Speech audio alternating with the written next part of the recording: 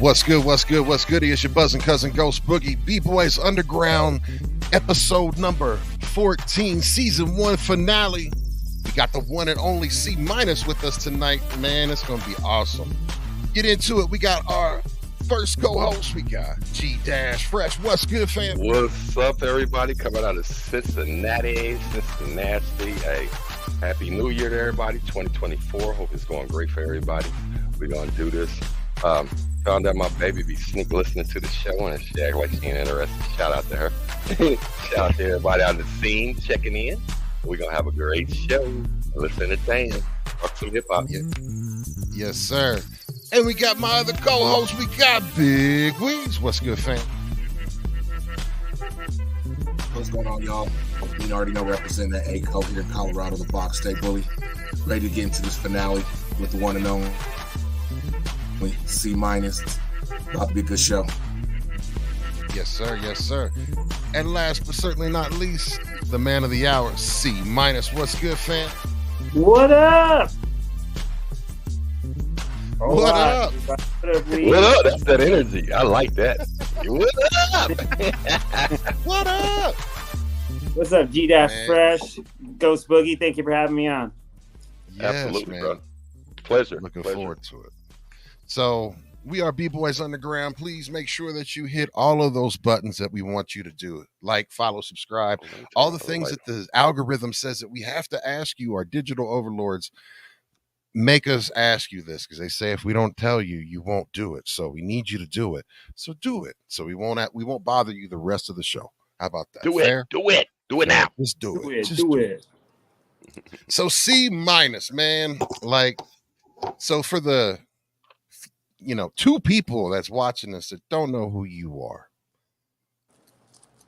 You are a very humble individual. You're a very approachable individual. You are one of my favorite humans on this planet because you're so approachable. And just like the first time that I saw you when you came here to spin and we got to connect that way, man, and just your energy and everything like that. And just the way that you kick it with people, you're very genuine.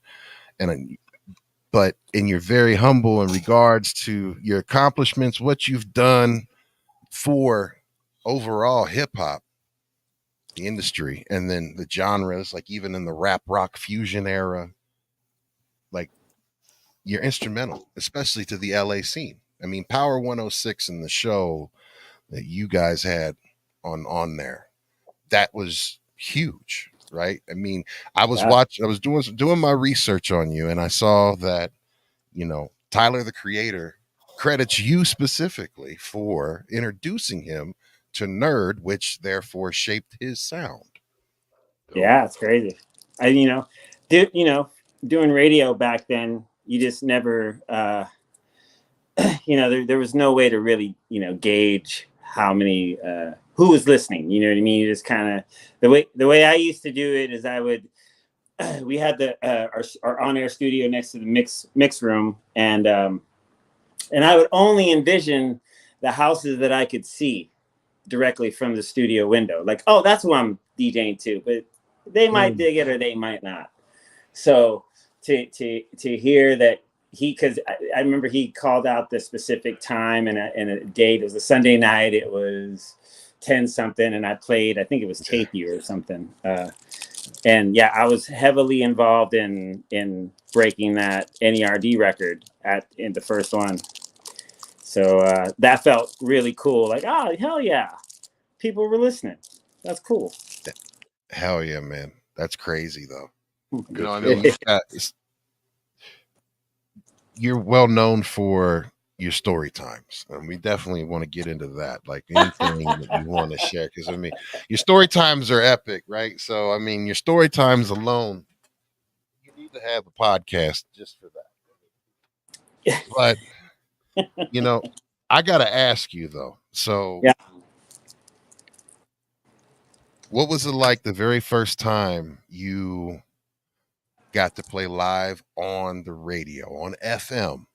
Like, what Ooh. can you remember your very first time that you were like, okay, I'm actually, because you had to work. So, your first paid gig was at 13, right? Yeah. The Yeah. people. So, Wow. just getting to that point was huge, and then getting to the point where you were on FM and you were on, you know, especially one of the most major markets, second biggest market in the US, and one of the most important radio stations in the market, period. What was that Yeah. like?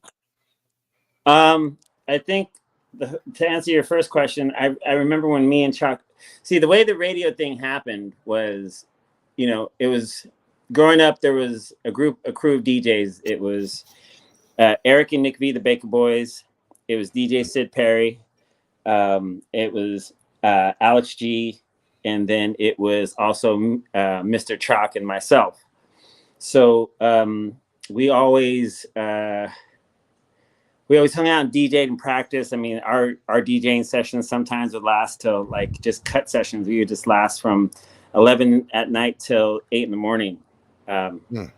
We would just be, and one of the things we used to do as a collective is that we would try blends, and who could come up with the freshest blend of the night, or who could, like we would try things like, oh, this has to go, and then it wouldn't, and we'd be like, it sucks, so we used to do a lot of trial by fire, like practice, and that's how we really got to be really well. We learned how to like use our ear a lot. So when the Baker Boys first got on radio in Bakersfield, and they blew up, and then they went to Power first. Okay. So then naturally, the PD at KKXX in Bakersfield was like, yo, well, I like the energy of having two DJs, and, let's see if we can get it. And then we got asked to try out. So we tried out. Then we did KKXX for like a year and a half. And then we used to do, this is how much we wanted it. So when we first got into radio and we first started getting, attention of like record companies and people sending you promos and all that stuff, like we got to go to our first radio convention, Hitmakers Convention in '93, I think it was. And we went to New York and all that. And we were so stoked. We got to, oh dude, it was wild. And then we started meeting other radio DJs and PDs, and there was this one guy named Boogie D out of Tucson, Arizona, and he was like, yo, Ben, I've heard of you guys. You guys want to do a mix? There's no pay, but I can add call letters to your name. And we were like, fuck it. All right, that sounds cool. So we could have KKXX and this other station from Tucson. So we started doing this mix show for free where we would do 30-minute mixes, 2 30-minute mixes each on cassette, and we would FedEx them on Thursday to arrive on Friday so that we could record phone drops, and we would just do like these half-hour mixes. And we did that for like about, I would say almost maybe a year or so. And what's crazy is that at that time, the new music director at Power 106 came from KJYK at Tucson. So he still talked to Boogie D. His name is Bruce St. James. So Bruce St. James is still talking to Boogie D, and Boogie D told me, goes, hey man, I got these 2 DJs that are crushing right now. And he's like, oh yeah, send me a tape. And so sent him a tape, and next thing you know, we were getting called to go audition for Power 106. And I think our first shift on Power was like, I want to say it was midnight. I think midnight on a Saturday night. And just being like, oh shit, we're being thrown into the, like, this is the lion's den right here. Like don't fuck up on a Saturday night at midnight. Right. No pressure. What was your format? It was hip hop? Yeah, well, yeah. I mean, but I don't know. We also, like, when we first started up KKXX, we were playing hip hop. We used to have we would do this rap show that we would do it at midnight on every day with the homie, the Boogeyman. And So we were well versed in hip hop and like, you know, R&B, everything that was cracking in on the streets. And so when we got to Power, yeah, we had to play off the playlist and, you know, go to A's, the B's, the C's, the D's, and, you know, the news and all that stuff. So yeah, man, it was more hip hop. It was more hip hop and R&B based than anything. Dope. Word. So it was fun. But I remember that time. It was a crazy time. I remember being stoked that I got through it without fucking up. What year was it? Was your first year on FM? On Power? No, in Bakersfield. Was that on AM channel in Bakersfield? My apologies. Yeah, that was 93. My bad. 93. Gotcha. So that was 93. So yeah. Regardless, you're on commercial radio. That's kind of like the thing, was your first experience, and you remember, like, you said, like, the pressure's on now, you better not fuck up. You Pretty know? much. Yes. Yeah. But you know, fuck ups are inevitable. Oh, you absolutely. got one that you can remember. What's the one that you got that you can remember that had you shook for a moment, man? Okay, well, this is years later. This is Friday Night Flavors. I was playing. There was and it's funny. I remember the exact fucking. I bet you do. We all do. I was playing. Funkorama Redman remix, and I was gonna mix into It Ain't Hard to Tell, and everything in the headphones sounded rad. But the minute I went for that blend, it was fucking it was not happening. Right. And and you're trying to save it, and you're just. It's not letting it go.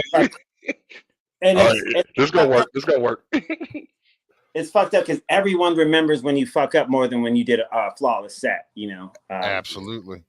So all my colleagues and friends were just like, oh, "Hey, man, what happened last night? I heard that." I was like, "Motherfucker, you never say when it's the good shit." Oh shit! Right. That's hilarious. It's like, why'd you fuck up?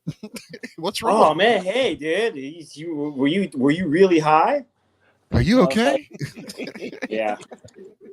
So yeah, that's that's one I remember for sure. Absolutely. That's funny. You know, and then, you know, you transitioned from radio to touring for, you know, I mean, hell, you toured with Korn, you toured with the Foo Fighters. Mm-hmm. Who else did you tour with? Blink 182, Queens of the Stone Age, Deftones. I like Deftones. Who else? I'm trying to think. I did some shows at Tenacious D. That Jack sounds Black. dope. I did a short tour with Rage. Eagles of Death Metal. I played at their first show. Did some shows with Moby a while back. Nika Costa, toured with her. Did a West Coast one. I remember Nika Costa, Hell yeah.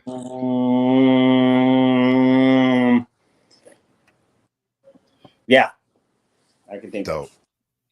Good enough. I mean, you were on stage at Woodstock '99 when the shit was going down.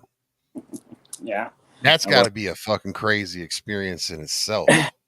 Yeah, that was wild, dude. I mean, to be able to say I was there first and foremost. I mean, that was still the wildest. Like, I didn't know I was going till about like a couple days before it happened. Like Fieldy and Jonathan called me and they're like, "What are you doing this weekend?" I was like, "Well, I'm just kicking." They're like, "You want to go to Woodstock?" I was like, "Fuck yeah, I'll go to Woodstock." I want to go to Woodstock, and they're performing, by the way. Yeah, and they're like, "Yeah, we're gonna play," and then after the next day, it's gonna be Biscuit, Rage, and Metallica, and then we're gonna leave on the Sunday. I was like, "Cool." So to be able just to go, dude. I'm being with the Korn guys, and at that time, you know, like we flew private jet. It was Korn. It was Korn. I think Ice Cube, Fred Durst,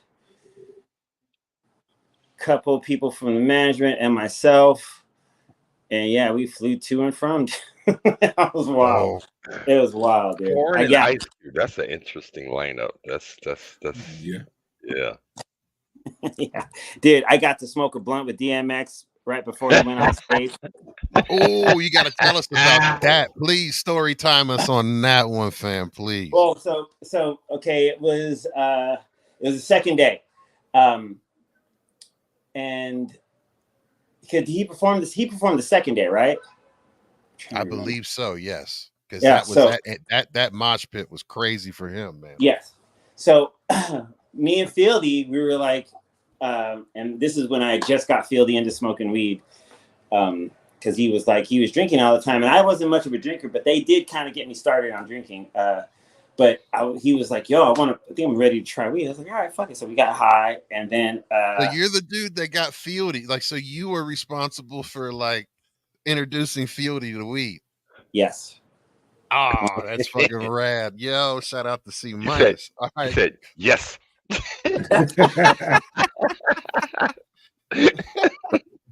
Love it. Well done. So at that day, I had some joints and blunts, and Fieldy's like, "You want to go walk around?" And I was like, "Yeah." He goes, "Let's go find DMX's trailer." That was his. He was like, "Let's go find DMX's trailer." I was like, "Fuck yeah, let's go." So we were walking around into the dressing room area, and then we found it, and then he saw us and he invited us in. And we just smoked. We smoked with him, and he was just like, he was such a nice and cool person to us for just having, we just literally within 5 minutes, he was like, "Oh man, what's up, guys? What's up?" He was really cool and just really just like super stoked. And then after that, we went and watched him perform. And that whole, when he did Rough Riders Anthem, that stop, drop. Oh, dude, that shit was fucking wild. Like, hold on, when he got to the trailer, they're like, "Hey, what's up, y'all? You want to smoke a blunt? Yeah, get in me, dog." Get at me, dog. Gotta do the voice. Hey, man, yo, what I was saying, you. Because I think we had just there was a moment we did. There was the Family Values '99 tour that was out and about, and Korn went on. I think it was 5 or 6 of those Midwest dates as a surprise act. And so I was asked to come out to play before Korn, and that was like the kind of key. This is pre-internet. I mean, dude, there wasn't even much internet. There wasn't much. You couldn't get word across through internet, but that was going to be the signal that Korn was coming. So we got to do that tour for 6 days, and DMX was supposed to be on it, but he didn't do it. And when we ran into, when we were talking to him, he was like, "Oh, I was really waiting for you guys. I really wanted to do the dates with you guys, but the dates that they asked me to be on weren't with you guys." So I was like, "Fuck it." and he just that dude was just so fucking cool. And that's one of the great. That's a great hip hop mesh. I mean, thinking that just holy shit, I'm this hip hop DJ from Baco. Here I am smoking a blunt with fucking DMX in his dressing room at Woodstock '99. Like, holy fuck. It's pretty wild. He was cool. Yeah, X is humble. Rest in peace. Rest in peace, man. Yes. Stop being greedy. Oh, that was my shit.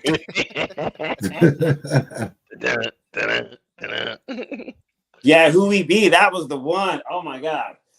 Oh, that was one of the best ones. That's one of my favorites. Yeah. Dude, and X is gonna give it to you. Oh man. Woo! There's energy in that voice. He came to your show a couple of times on the radio show, right? Who, DMX? Yeah. I don't know if he ever came. He never came on and freestyled? We might have. Maybe on Fantastic 4 when I wasn't there. Gotcha. a lot of times during those Fantastic 4 years, I was on tour a lot. So it was funny because me and Truly kept tagged, because Truly was DJing for Everlast at the time. So so there would be months he wasn't there, and then there would be months where I wasn't there. And then Jay was also out on tour with Jurassic 5 and Dilated, Beat Junkies Word of Mouth tour. So It was so funny. There was like moments where you were lucky to catch all four of us on the same show because we were just so busy out. Busy, but yeah. Yeah, man. That's crazy. Shout out to Truly Odd. I mean, that's one of my record pool brothers. We mentioned it earlier. Yeah, Truly Odd. Yeah. Good dude. Good dude. That's one of my brothers right there. Like, we all as a four unit, we all saw each other the other night and hung out for like a couple hours over at Boombox here in LA. Oh dope, shit, dope. That's dope. Yeah, Jake, the homie J Rock called me and he was like, "Yo, come out tonight. Chalk's coming," and that was all I needed to hear.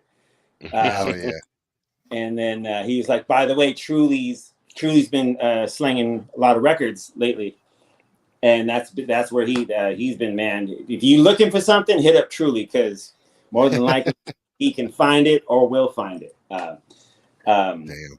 So yeah, we just all went and just kind of hung out, and it was really great. We just all just like talk shit the way we do, and it was a fun time. So Fantastic Four forever. Hell yeah, man. Definitely we're gonna get into that too. Go ahead, Weez. You had mentioned you were on the private jet and Cube was there. Did you have any interactions with Cube? Yeah. Like the first tour I ever did with them was Family Values. So that was the tour. The lineup was Orgy, Limp Bizkit, Ice Cube, Rammstein, and Korn. Damn. So, what year was that? That was at 98. 98 Family Values tour. This is after, like, when Korn was putting this tour together. I had been with them for the whole making of that Follow the Leader record. So they asked me, they're like, "Hey, would you want to come on tour and keep the party going in between all these bands?" And I was like, "Fuck yeah!"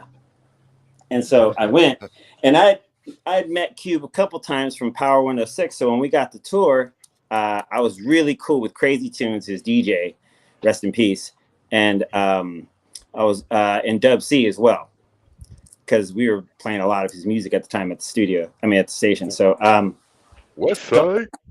I used to always my thing with Cube to this day is I hit him up for America's Most Wanted full instrumentals. Oh my God. Ooh. Like I hit him up. Hold I was on. like, "Hey, homie." See, I got to pause, because this is always sits right by my side. This is my first. This is the one. Like, yo, that's the one you hit. Sorry, you just had me geek out for a moment. That's I got a Cube plaque on the wall right here with all his, and that album is right there. Ooh, America's Cube, Most good dude. shit. Yes. Go ahead, man. Sorry. Great stories, man. Yeah, and also I got to see him when I got to see him record with Korn. They did a song called what was it? It was not All in the Family, but it was the other one off of it was the other one. Players Club? No, it was hold on, I gotta look at it. No, there's a Cube song on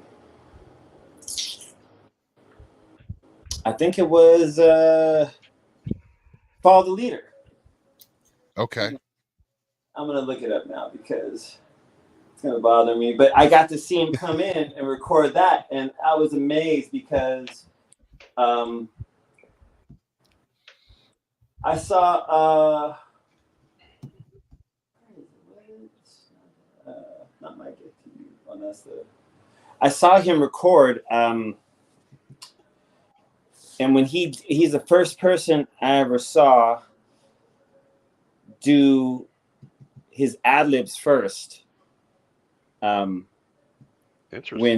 doing his verses. So he came in and he was like, he was ready, and he literally pulled everything off. In like that song, he pulled it off in like 3 takes. So he came in and he did the ad-libs, and then we were all sitting back like, dude, why isn't he doing the full verse? Ad-libs first? That's different. And then he did 2 takes of ad-libs, and then he did 2 takes of his verse, and that was it. Damn. And I thought that was fucking rad. I'd never seen anyone record that. It was always, verse first and then spice it up with the ad-libs. But he was like, that is like that's almost unheard of to do your. He did his Never ad heard lib of that. first. Yeah, that's. I'm kind of amazed on that one. That's dope. So I guess Yeah. it's like, oh, he must have had everything completely planned out to Mhm. and counting it out and on the to be able to throw your ad libs on pocket on point first before you're and then he's got to time his actual verse with the ad libs. That's crazy. Yeah, it was the craziest shit I mean, at that time I had seen, because it was like, and then afterwards I sat down and I remember I was smoking a bowl inside the break room of the studio, and then it came to me. I was like, that dude did his ad libs first and then the verse. Huh. And I just knew at that point that was a whole level of professionalism I had just experienced. And I was like, oh, this dude's for real, for real. Like, this dude does, like, this is it. It was song Children of the Corn. That's what it was. Children of the Corn. Oh shit, I got that vinyl. There's Yes, a Children Clark of the Kent Corn. remix. There's a Yeah. Clark Kent. Yeah. Ooh, Clark Kent. Ooh. So yeah, that was so yeah, Cube was I still to this day, I think I ran into him like a few years ago, and I was like, hey homie, what's up with that first album, Instrumental? And he's like, oh, I'm gonna get it to you. And I'm like, Had to pull that string like, hey, yeah, I ain't forgot. oh dude, every time I Did see it, there's not been one time I haven't mentioned it to him. Man, dude, Well, just to hold be on. on. able to Did you get Did you get it yet? Or is it still No. coming? And one of these Still days, it's coming. gonna come through. one of my most favorites off of that whole album was What They Hitting For. Oh, Like it's great. that. And then just of course, Who's the Mac? That beat right Oh. there is one of the nastiest ass beats, like Great. funky as hell. Man, dude, one of these motherfuckers is different. I love that shit, man. Dude, Man. my favorite was Endangered Species and Gangster's Fairy Tale. Oh hell yeah. Yes. Because what I didn't realize is in Endangered Species, where Cube is, where Chuck. he's rapping about like SWAT, I went to duck it, when he hitting the trash can and all that shit, and just like Yeah. all the effects of, like, you heard the effects happening in the back as he's like he's rhyming about what he's doing. And it was the first time I was like, oh my God, this is cinematic. Like, this is a movie happening. Like, and you had all the crazy bomb squad, like little fucking nuances that were just all over. And I remember just being totally enthralled with that whole album. Is one of the best headphone albums of all time. Bro, The Bomb Squad. the Yeah, day it came out, people forget about that. dude, the day it Go ahead, came brother. out, I played that. I remember I got the tape, I got the CD, and I got the cassette tape. Boom. I was already that big of an Ice Cube head from NWA. Like I was on it. That came out, and our very first song that I played, of course, was I laid down in bed, put my headphones on, and played the intro came on. And dude, that intro with the electric chair, like it's one of those things, those memories that just the whole process, like it being cinematic and being enthralled, like what would it be like to actually be walking to your death, right? Yeah. And then this whole process, right? And I was just sucked in, and when that switch and those noises and the way they mixed it, it came through so big and powerful. It was just like one of those bone chilling. I get goose pimples thinking about it still, man. Like that album set off. What were you gonna say, Fresh? My apologies. No. I was good. I was just when he said bomb, because when Cube left and got with the Bomb Squad, that was they did the production. They already had it. You left Dre. Who you gonna go to after? And then you went to Public Enemy's crew, and they just it was like he ain't miss a beat, bro. He ain't miss a beat. And we talking to somebody that's a part of that was front on the front lines of that. That's just dope. Love it. America's Most Wanted was the knockout blow before the Yeah. uppercut came with Death Certificate. The uppercut, the night hit was of course, Death Certificate. But I mean, I'm sorry, the way he came out with America's Most, and he didn't even diss him. He didn't say shit. He didn't diss him Right. once. He just did his own thing, not a single diss. And it wasn't until he got through Kill It Will to Death Certificate that he did finally Kill It Will. Oh man, throw those salvos. I mean, Kill It Will. I mean, that's like a 1.5, right? That was like the leftovers to Death Certificate. Yep. Right? Or do you have any insight in that process or any of those albums, C, that you could share? I think Jackin' for Beats was between Death Certificate and America's Most Wanted. And that was like an EP. That was on Kill It Will. It was Kill It Will. It was Kill It Will. So when America's Most Kill It Will, the EP, which it had Jackin' for Beats, it had, of course, another version of Endangered Species on it. It had, let's see here, Dead Homies was on it. That was the big lead single for it too. That was that was the vehicle for Dead Homies. Right. Wow. Yeah, and if you remember that was a huge video, and that was a huge, because that came out right around definitely the Boys in the Hood, that whole period. So yeah, wow. I'm an Ice Cube. I'm a West Coast historian. I love me some West Coast hip hop. So I mean, yeah, man, that had to have been insane to see actually Ice Cube record. I know I'd have been, and to see that whole process happen.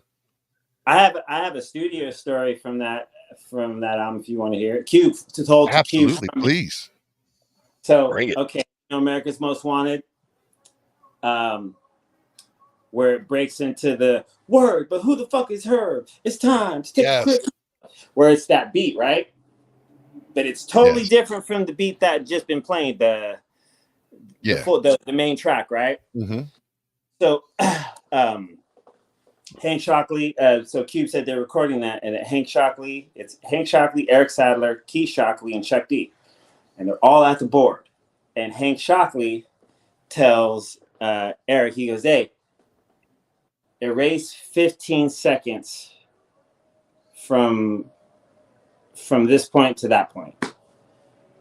He goes, "Yeah." He goes, "Erase 15 seconds of everything." Huh? And they're like, "All right."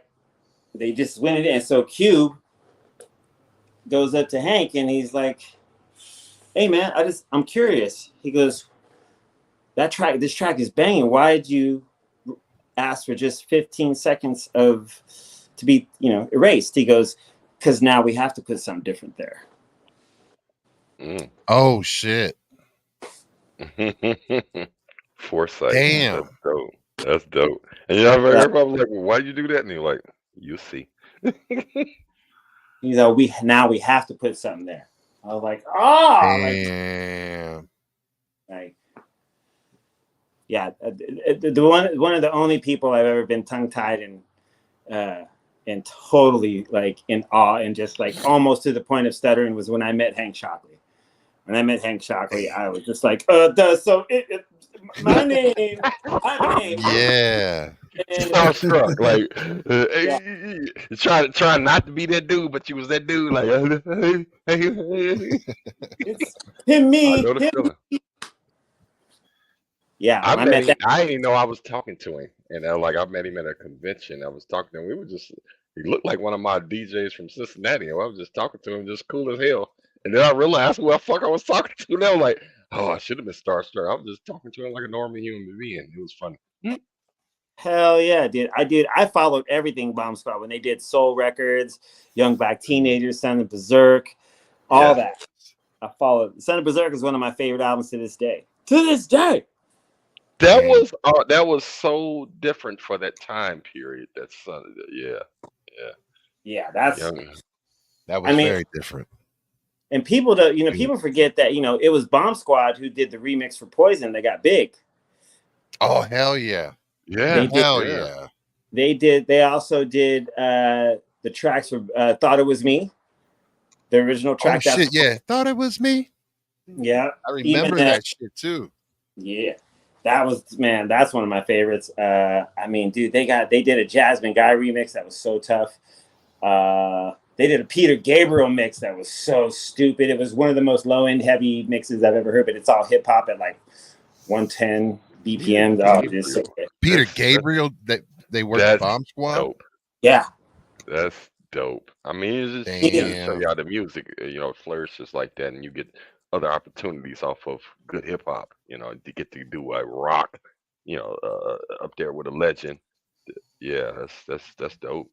Dude, they did a Sinead O'Connor remix for their Emperor's New Clothes. That's stupid. Where they flipped Apache.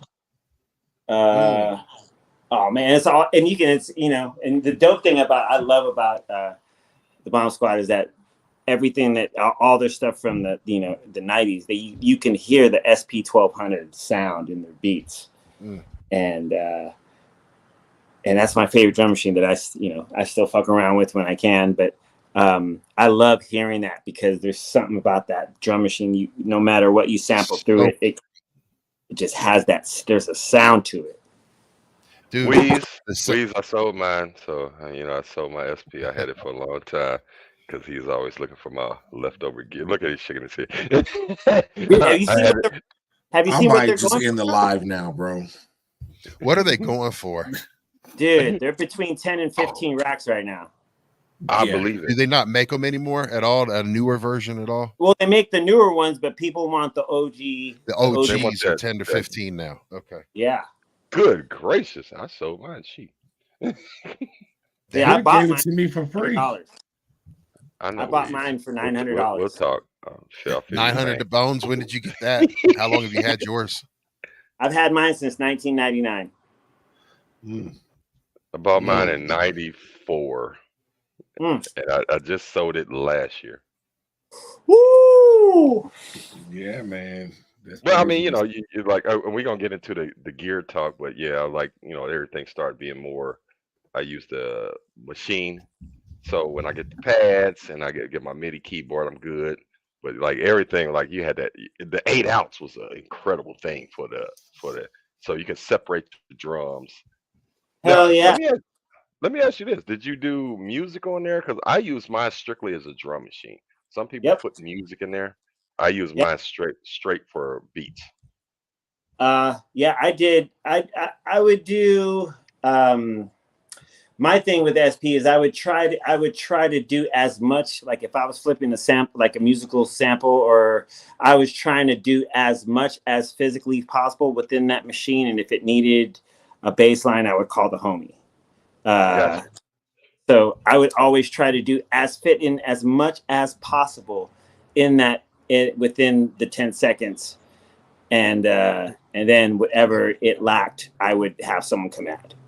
I got you. 10 seconds.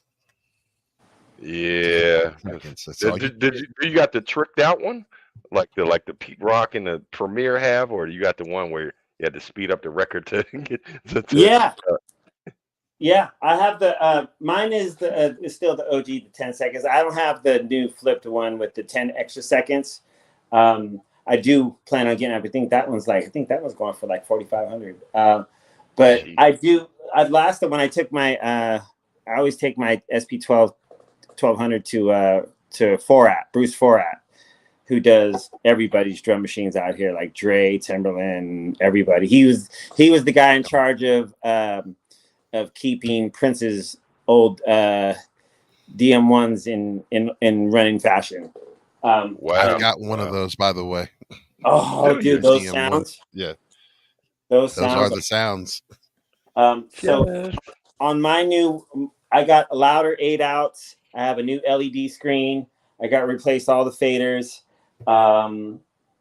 And yeah, now there's actually a port now where you could, they actually have a thing now where you can line up, I think it's either a SCSI drive or a hard drive. And you can just now, instead of storing discs, you can run these discs into this disc, and then whenever you plug it into your SP, it can just bring it up. Like, oh, I want to bring this. So that's dope, because them discs that was a lot of hardware. Like that was extracurricular like a motherfucker. Like you had to if you didn't label them, you ain't know what was going on. Ooh. Yeah, man. You had to, like, one song be on multiple discs. You're like, you're working on one song, and like, if I lose my fucking disc packs, pause. I heard Disc packs. Yeah. I know everybody did too. I heard myself like, fuck. That's a horrible time to get cottonmouth right there, fam. Like, yeah. Like, let me just break that down and unpause that. All right, but like if anything would happen to one of the floppies or whatever, like that'd be it, man. Like that would Dude, ruin you ever had one everything. that didn't load and you was like, you clean it, you put it back in? Yes. Ooh, that was a horrible time. Dude, the worst thing happened to me involving a disc where I had made something specifically for this group I was working with, and I was like, "Fuck yeah, dude!" It was I'd flipped this. I flipped Disco to Go, Bride to Funkenstein, but I did it in such a way that was like, I was like, "Yo, this is wild. You would never have guessed that it was that." And so I went and I put the disc in my car because I was going to go over to their house later in the day, but it was a summer day. So I forgot that it was in my car when I went inside to go do something, and I came out, and that motherfucker was. Oh, crap. And so I was like, and the thing is that it was one of those things I had made where I was completely stoned, and just it happened within a 10-minute sequence of me just doing this rough idea of like, okay, I can go show them this and get the song cracking, and then we can build on it, you know what I mean? And then we'll figure it out. And then I tried to go in like later that night, and I was trying to freak the same record, and I couldn't. Like, nothing felt as good as that version that I destroyed my son. I call it moment in time when you just lose something and you got to like I had a computer crash and I tried to reproduce it. And everybody, it's close. And like I knew it wasn't close. When I like, check this out. And I had a crash. I sat and stared at the wall for a week because I knew that moment in time was gone. That moment you had to make that funk, that spice, and everything you did like perfect. And you like, oh, I gotta redo it. And you like, you don't do it with love. You do it out of anger. Like, fuck, I lost shit. Yeah, man, you're correct. Yeah, and when you try to like, there's that thing of it going excellent, and then you try to go back and recreate it, and it doesn't feel the same. Oh, I feel your pain. Man. But, I mean, even if you were able to get it back, like if you could actually reproduce it perfectly, because you lost it, your mind's automatically going to perceive like this isn't it. This isn't Boogie, the one. you're Like right your on mind that. had already told. You already believe in your soul that like nothing will be able to replace because that was the one. You know what I mean? Yeah. Hey, for everybody in the podcast, back up often because when that happens, you really it takes a piece of your heart where you know you got it. You just in that mode, like, yeah, I got it, and then you lose it. You like, oh fuck.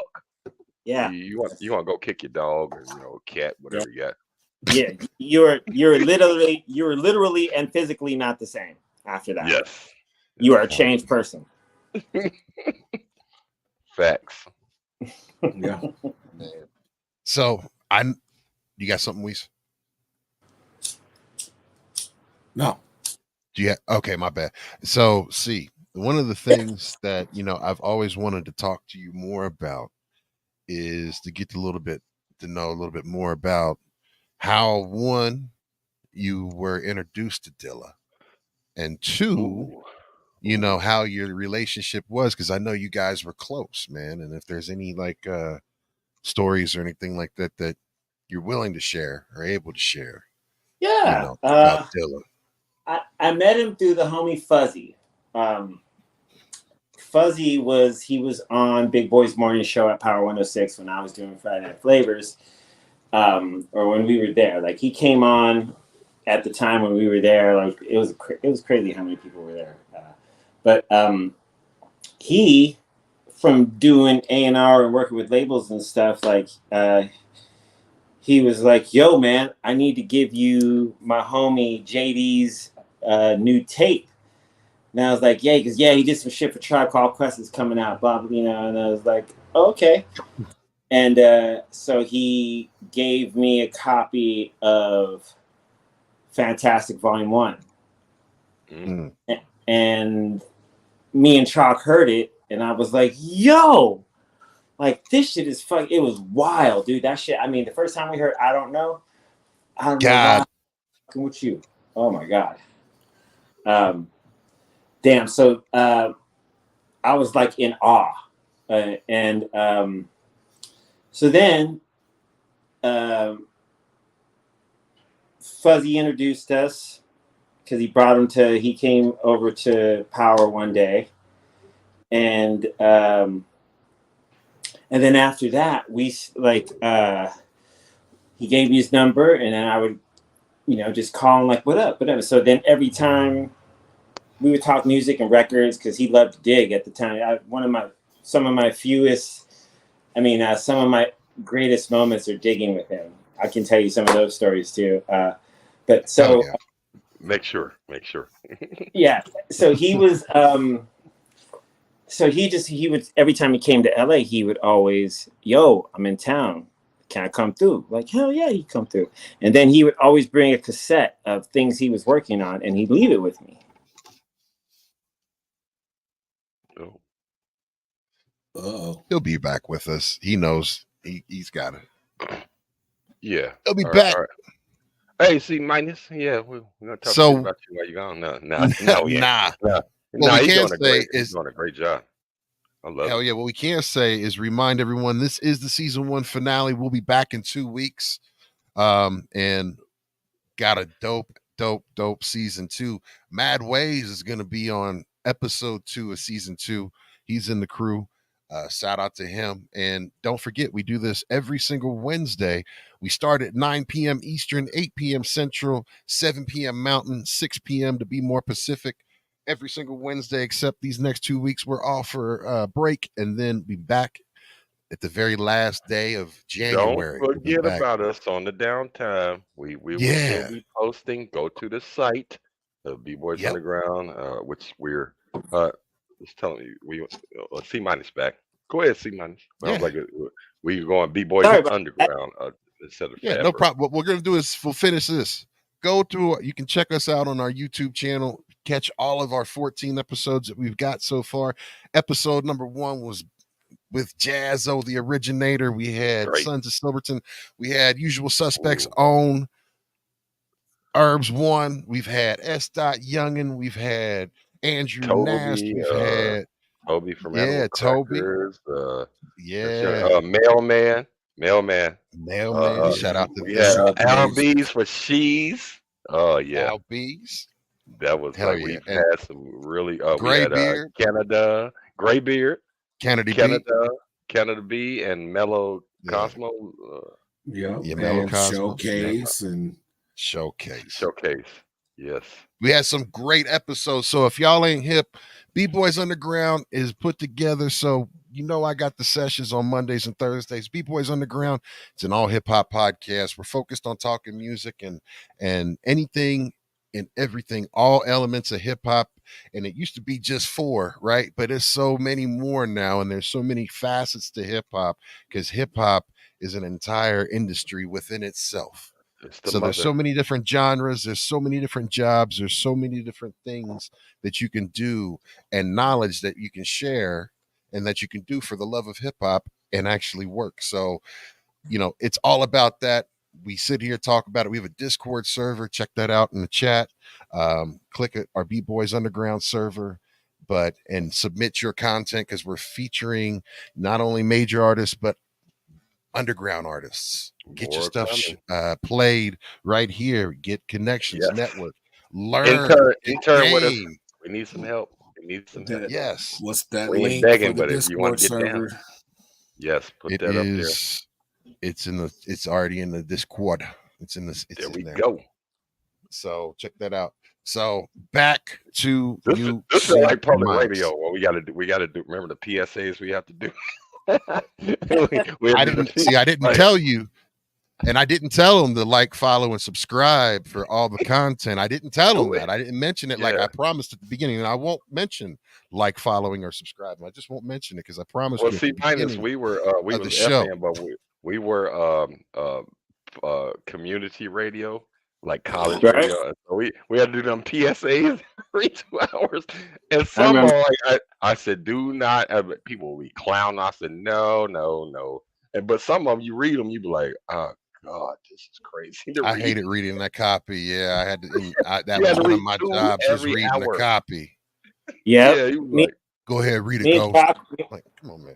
Me and Chalk would do them at Power, so we would do. There was like a What's Up that we would read every night, but it would start airing in the morning all the way till the next morning, and we would have to read the public service announcement. You too can go blah blah blah blah blah blah blah blah blah blah blah. But hey, the views it's fresh. The views and opinions expressed by this show do not reflect the views and opinions of WAIF 88. Dude, like, dude. And then play some ratchet music too, right after that. Right. This is not expressed by no. We're gonna play. Shake your booty hole. That's how it was. We played the scammer and played the nastiest song right after it. Like, yeah, okay. Disclaimer, boy, let's go. Put it in your mouth. Oh, Akinelli. Yes. Yeah, man. All right, see, Midas, man, give us some more, man. You killing it. Yeah, right you were now. saying, you were talking about Dilla.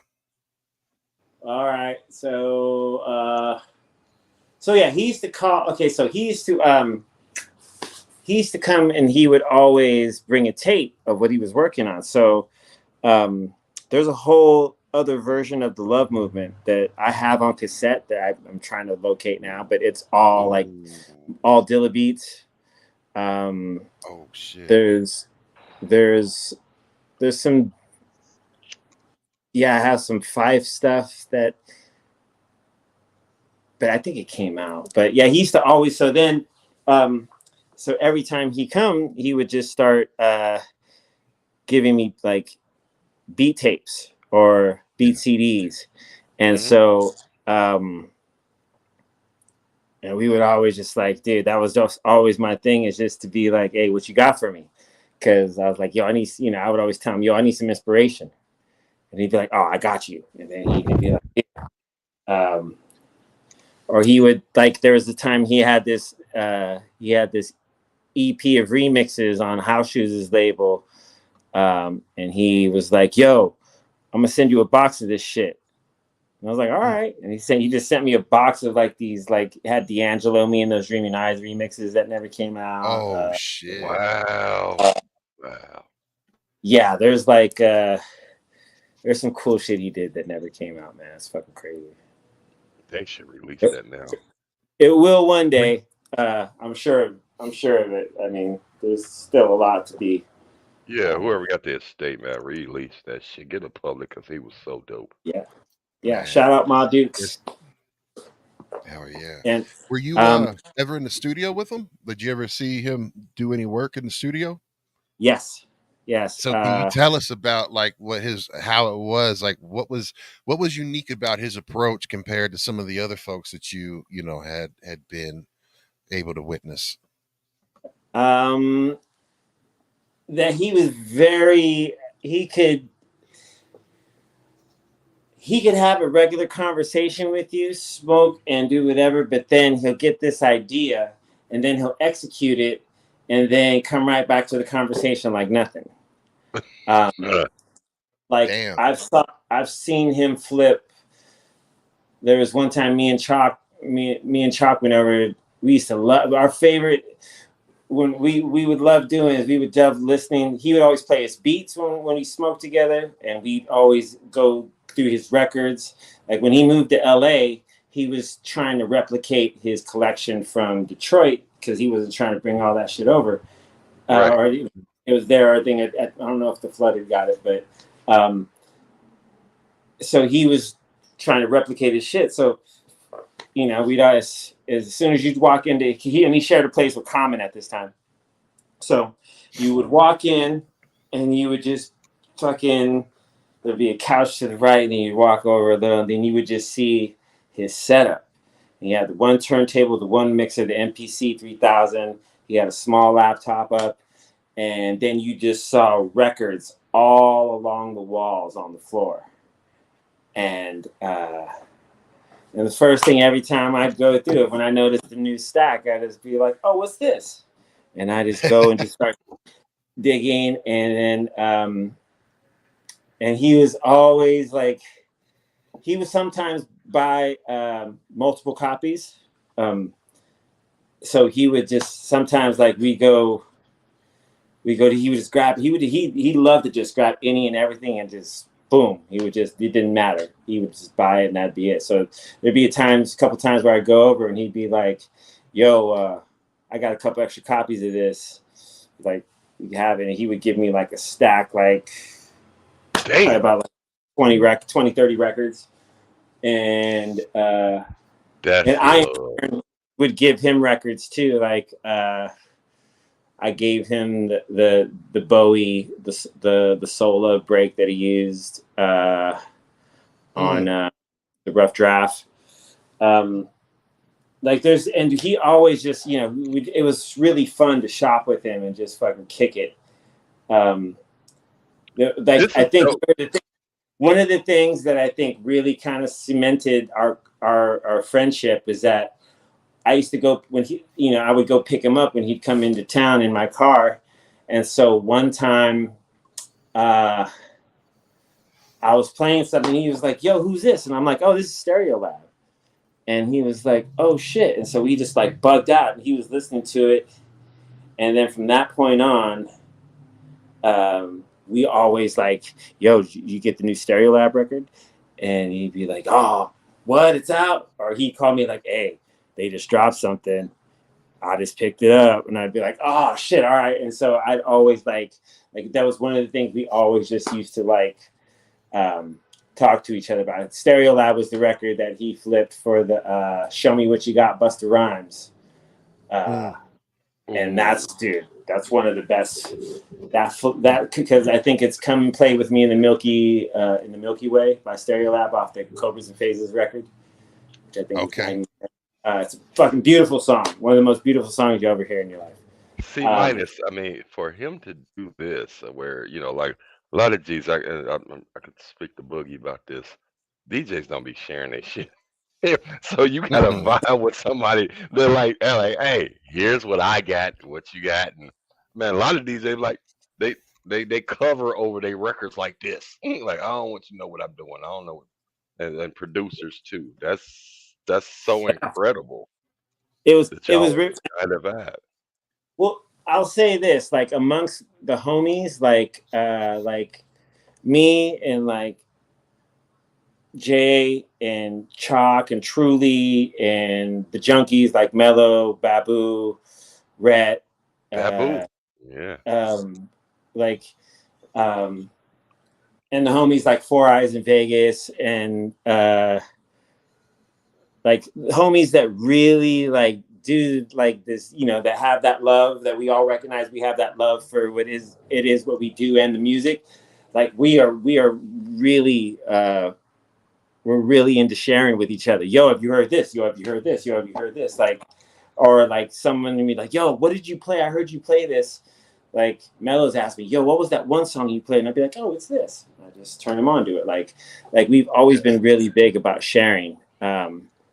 Because I don't know, for whatever reason, but you're right. And typically like DJs aren't very forthcoming with info of what they're playing. Or maybe, do you remember the days when DJs used to like scratch the labels out? Absolutely. All of that. Absolutely. So I read a record paper over the top of it. I used to hate giving the records out, and then they're like, "Hey, you're doing the radio, you're doing this," and then some like, "I ain't got that same record." I'm like, "Don't open your boxes now." I'm like, it was priority for who was doing what, and like so the lesser dude, and he late on his payment, he opened that box and he got the same records. So I'm like, "I got this," and like, then they looked at him like, "I ain't got that." I'm like, "Oh goddamn."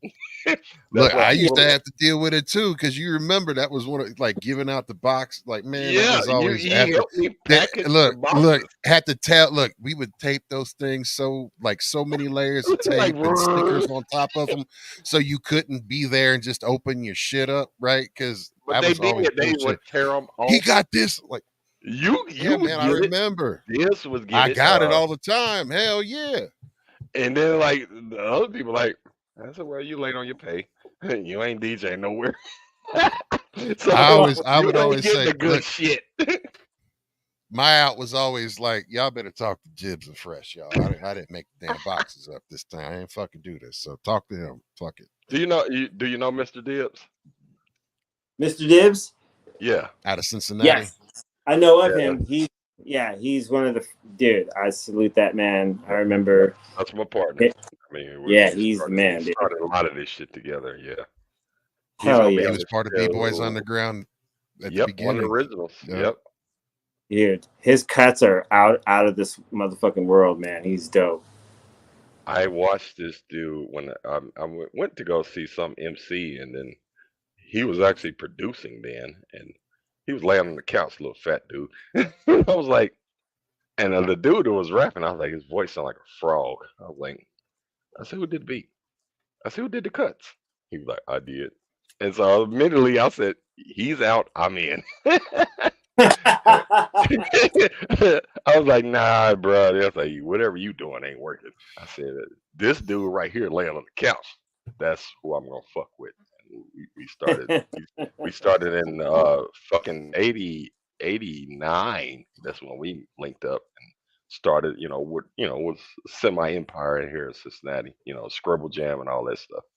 Yeah. Hell yeah. And Trulion, shout out to him. Like I know him as he was up and coming. I think we started our record pools around the same era, and I did listen to some. I want to hear what you talk about that in a minute. I heard some of that stuff. He sent me a link, and I just let it play while I was still working. I was like, damn, you got these freestyles. That was dope. With y'all had the Fantastic Four. That was What a beautiful was time. dope. That was like, oh my god, dude. We just You want to talk about that a little bit? Yeah, absolutely. Fantastic Four happened because the Baker Boys, who started Friday Night Flavors, they were leaving Power 106 to go over to the competition, which was 92.3 The Beat. Yes.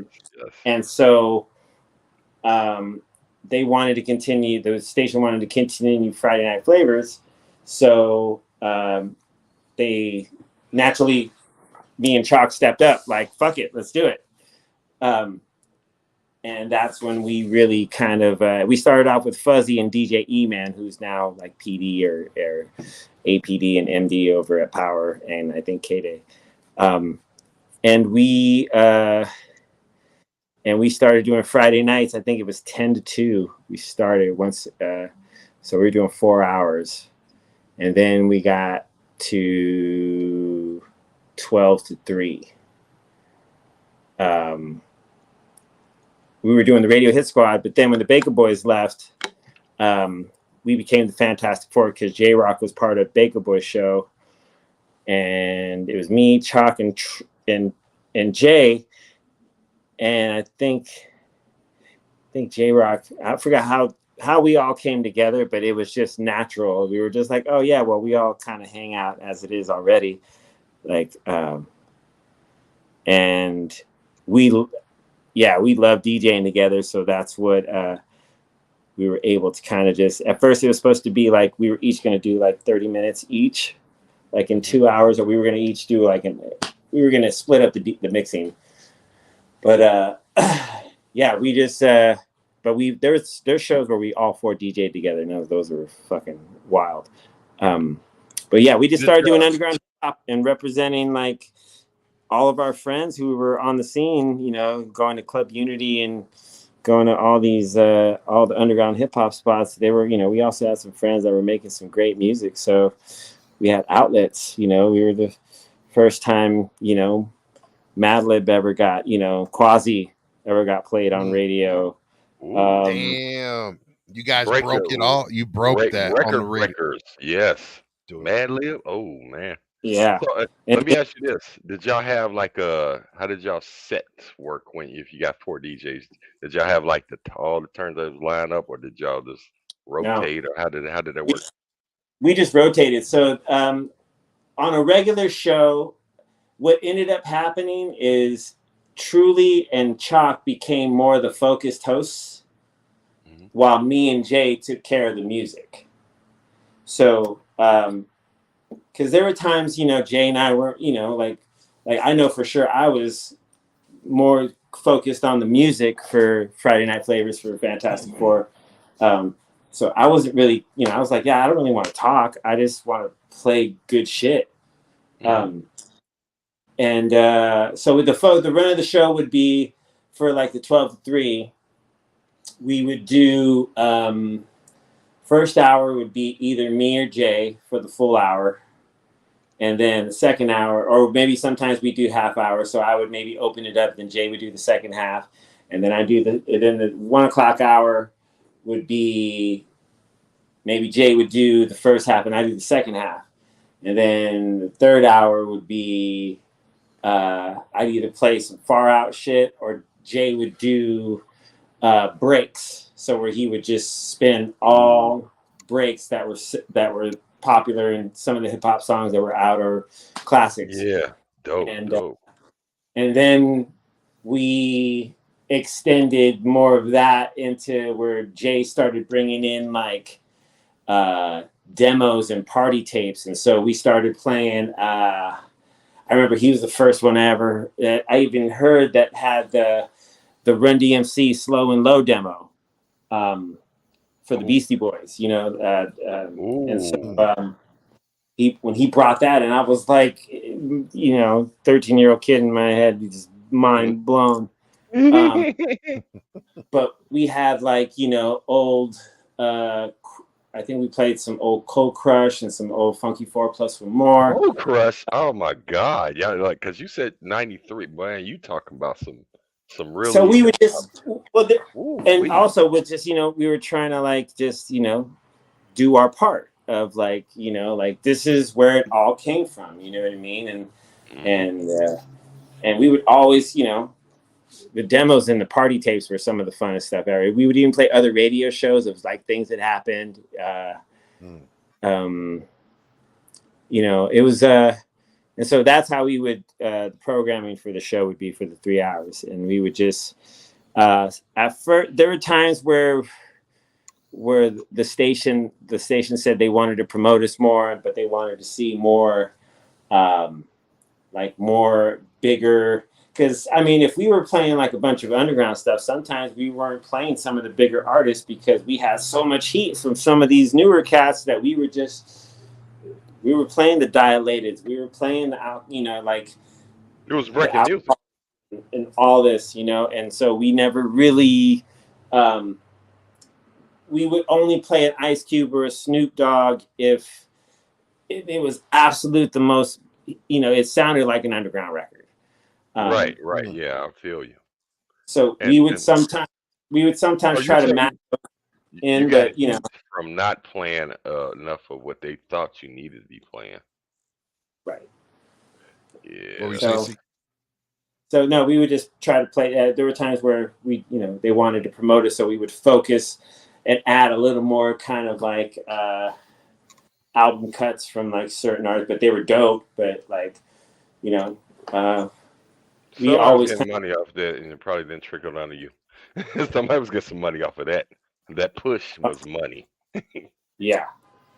Yeah, well, So that's yeah, cool. it was it was an amazing time, and we would just kind of just play, man. We would just the thing is, we had rules, kind of like there were certain rules like it had to go through like for a minute there it had to go through like it had to be on vinyl. We weren't just gonna play anybody's CD, like because if it was on vinyl, you put the time to go, Mm. get it pressed and do this quality checks and all that shit. So we were really like privileged enough to like really kind of have those airwaves for the 6 years. Yeah, for 6 years. Yeah, 6 years. That's a blessing to. I mean, when and you like these shows like what you're talking about, especially in your area. I mean, Cincinnati, they needed what we was doing. What you had out there was like you got a lot of, but the major airways was like you're talking about an early hip hop show, Baker Boys, and then and y'all are really giving a voice to the people that wouldn't normally get heard. Yeah, it was just like there was just cool things that were happening, because like we were all cool with Madlib, so Madlib would always come and bring us like, so he'd be like, "Hey, can I spin a set?" And we'd be like, "Okay, cool." Cut. He was DJing. Like, come on, dude. And Cut Master Kurt would come by and just. Oh, that's my dude. I know Cut Master Kurt. Oh, yeah. Kurt's the man. I DJ'd on Mike. Me and Cut Master Kurt would go back and forth on Mike Nardone. Some of his last It Came From Beyond shows. Those are really fun times. We were fucking having a blast playing a bunch of records. So we would have Cut Master Kurt come in, and then Pete Rock would always, whenever he was in town, they'd get him to come on. Diamond D would come do. Damn. You would come by. Big shit over there, C minus. He's like, yeah, like, didn't Master Kurt do Kool Keith? Yep. Yeah. So you was in the front. Ooh, keep going, keep going. You got me. No, here's the thing. Here's the thing that C minus is. I'm gonna read a quote for you. So, because you're humble again. So this is something that I saw on a bio. It said the Fantastic Four show was to L.A. what Stretch and Bob Beto were to the New York. The foursome consisted of J Rock, Mr. Chalk, Truly Odd, and C minus. All four would hold down the ones and twos every Friday night from 12 to 3 a.m. playing classic hip hop joints, underground gems, and assortment of breaks. The show was the essence of hip hop in its purest form. Man. You can't say it no better than that. I mean, I just started listening to the freestyles and the people y'all had on there, up and comers that are now famous. He sent me the link. I was still working. I just let it play. I was like, damn, you got this link? You got this dude on there? That was incredible, man. It was like, wow. And then I know Truly Odd, and I like these dudes was banging it. Man, that had to be a really great time for you, and just it was amazing. Yeah, it was one of the most. I mean, I look back at those days with such fondness, because we were. I mean, I can't tell you what like the feeling it was to be like one of the things we would play on Friday night, then Saturday during the day, like either Jay or Truly. Would be working at Fat Beats on Melrose in Hollywood.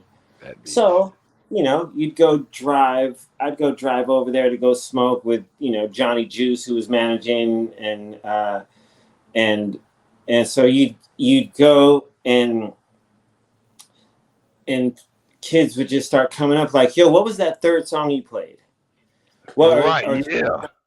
Like, where is that? Can I find it? Yeah, it's right there. Okay, cool. And then watching like just songs fly off the shelves at a record store because of a show that you played like 16 hours ago. That's crazy though. That was one of the most amazing feelings of that time, to know that like what you was playing was resonating with the audience.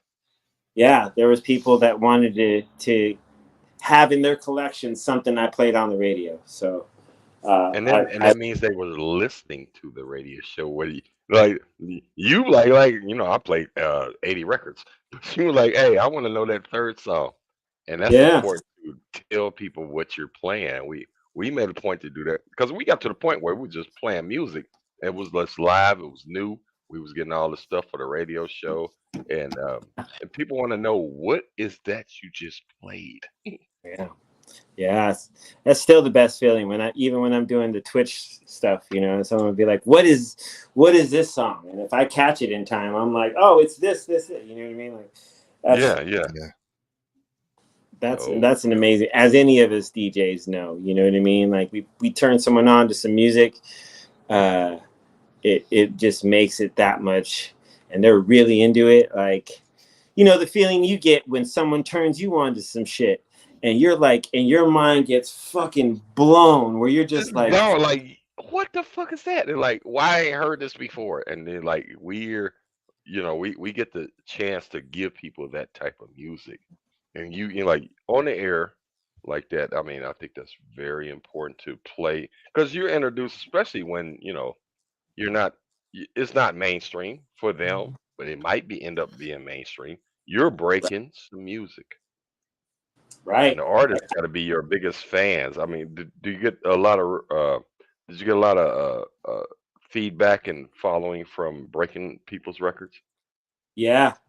Yeah. That's what, that's what led to me having a relationship with Pharrell for a minute. Like, you know, just like being able to play a bunch of stuff that people would hear about was just, yeah, people would just be like, yo, I heard you played this. Like Josh from Queens of the Stone Age used to be like, yo, I heard you play my record last night. I'm like, yeah. He was like, cool. and Oh, and dope. just like different shit. Like girl used to be like, yo, I heard you play this one song. That's fucking rad. What was it? And I'd be like, oh, it's this. He's like, oh, that's cool. Like just, you know, anybody playing kind of, you know, like that would just kind of give me feedback. I was always even the more stoked to play it, you know, like Hell yeah. That's Dope. dope. That's dope. So we have a question for you from DJ Joe Blaze. Usual Suspects in the House will be live tomorrow, and then we have Bart's Barbecue and the homie DJ Lex going to be a session with us tomorrow night. So make sure you tune in. Shout out to all my usual suspects. Much love. So DJ Joe Blaze says, C-, do you remember your first paid DJ gig? And if so, how did it go? I already know it's when you were 13. Tell us about it. It was my junior high dance. I was paid, I think it was $50 or something, to play for 2 hours, and I got to bring my record collection to, you know, and yeah, I played and dude, it was, yeah, just putting record. I mean, I just kind of knew at that point it was going to happen. So you didn't. So whose equipment did you use again? Oh no, it was this guy named Can Jam Sam. Okay, so the reason I got paid $50 is because he was DJing. He was DJing the dance, but he was like, "Yo, do you want to play some records? This is the class, you know." And I was like, "Hell yeah!" He goes, "I'll give you $50 if you play for like half hour." I was like, "Okay." Damn. You was like, what? Little $50 and like to play some shit I love to do? Yeah, You go for 30 what minutes. you love to do? I'm like, And so he asked, you know, I asked if I could, he goes, yeah, you can bring records, just records only. Don't bring cassettes, don't bring fucking any CDs, just bring records. And I was like, okay, cool. Safe bet. That's hilarious. And so I brought it, and then I got to use some of his too, but it was just, I didn't know how to blend at that time. But I knew little did I know I was working out my selection skills, which I think are really, really, really super important as a DJ. So yeah, that was my first one. And then also there was I remember my first house party that my mom drove me to and kicked it with me. Yeah, there was a house party I did. My first house party ever. I'm 14. And your mom was there? My mom drove me with my his mom's in the chat. Shout out to Susu's mama. Much love to you, mom. Get to see she said, I'm supervising this shit. Yes. Yeah. They had asked if I would DJ, and so she drove me with, I think at this point I had started borrowing my friend's setup. like I was able to borrow either Mr. Chalks had a setup already, or the homie Fresh Cuts, who was my mentor, my DJ mentor in Bakersfield. He showed me how to. The crazy thing is that, like, you know, he showed me how to DJ by not showing me how to DJ, if that makes sense. Like, there's no way any of us can really tell someone how to DJ. We have to more or less just look at what I'm doing. Carry their records and hang out with them and pay attention and set up and and watch a show. And even like as far as the technical, as far as like mixing and stuff, like no one could tell me how to do it. Like I had to sit and watch and then try to do, but he couldn't verbalize it. He couldn't be like, you got to match the one, now that we all know music theory a little more. I didn't know about the one when I was 13. He just told me, he goes, I'm going to show you what I'm doing, but I can't show you how I do it. And I was like, okay. And I just sat there and I just literally watched him. And he was bad as a motherfucker. He could do double. But he had all his turntables set up to the left. So he was. Yeah. Premiere. Like, you know what I mean? Where he could Premiere could do like all on the left. So yeah, I watched. I was a right hand dude. Oh, you were all on the right? Yep, and the hamster scratch. Like if that turntable's on the left, I'm like, oh man, it's the stronger hand. Yeah, it was hard. Not just scratching. Like I used to try to force myself to do it, and I just could not. And when we watched DJ Swamp, and he came and did a show here, and he did both hands, and me and Dales was like, what the fuck? And he like, so we both tried to go home and practice that. I was like, I'm more of a producer at this point. I remember when Swamp came through. That was crazy. Are you talking about? My God! When he set his hands on fire? Huh? Did you see when he would set his hands on fire? I saw that. I did not see that. He set his hands on fire. I saw a video of that. Yeah. So, dude, Swamp is one of the coolest dudes ever, and when I was doing my hip hop show and my rock show, he used to come and do sets, and he was super dope and really cool. And we've always talked about, doing some music together or whatever. But there was a couple times where we got hired to DJ on the same bill, and dude, it was, dude. So I was thinking like, okay, like Swamp's gonna do some turntablism, and like. That'll be rad, and then I'll come on after him. Like because they asked us, they go, "Who do you want to go first?" And I was just like, I was ready to say me, but then Swamp's like, "Nah, dude, I'll go first." Are you sure, dude? And he's like, "Yeah, don't trip, I got this." You're like, "Oh, that's cool, man." Because I was thinking, this dude's gonna come and do some like turntablism. Like, have you ever seen his DMC videos? Yes. Yes. Like, dude is fucking animal. One of my favorites. So I was figuring, all right, this dude's gonna wow him, and then after that, I'll just fucking, I'll make him dance or whatever. I'll take him there. And this dude comes out and does a fucking set where he is fucking playing his own shit and he's killing it, but then he starts rapping over his own shit, right? And then at the end, and he's dope, and he's got bars. Swamp's got some shit.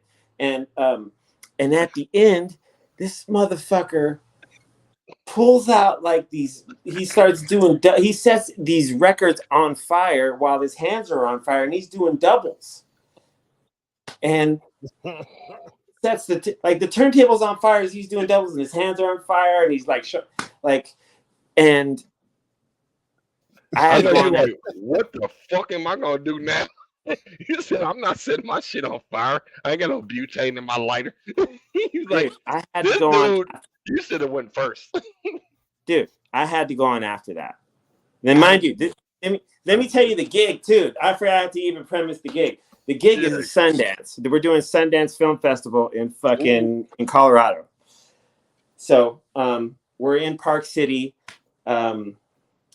And everyone's stoked. You know, they're like, oh, you know, we're gonna see hear some good shit tonight. You know, I mean, and this dude went and did that, and everyone was like, woo, you know, he had this like shit on fire, and it's fucking amazing. It's the closest thing to pyro I've ever seen a DJ do. And I came on after that, and like I forgot, I used to do this this Beatles into the Queens of the Stone Age mix. So everyone just looked at me like, well, what are you gonna do now? And I was like, oh, Right. Yeah, like nigga, he dropped the mic on your ass. and Careful who you let open up. Like, what? Yeah, that's the question. And then Like, after that, first. after that, any bill I was ever on with him, I was like, I'm on before that dude. Yeah, Make sure you got that right. You figured that one out. Like this nigga about to close the show. I said, Yo. let me be open the headliner. Oh God. So yeah, that Swamp. Yeah. is one of Swamp's first ones with the whole outside. It's nothing but record tones and everything. It's the double. This is my first Swamp album from back. I mean, this was 90. Goes Boogie with the this came out. This was the one. This was the man with the tape in the hole. Yep. No one likes a sloppy hole. DJs Nope. don't like sloppy holes. Nope. You want True. that shit tight. You would have to put the paper in to make it tight again. You took your cassette tape paper and put it over top to get your hole get a little of the cover. Get a little of the cover. You just rip it out a little bit. Weez found, yo, check this out. Weez found a video of Swamp catching his hands on fire. Oh, let's give it to everybody. How many did?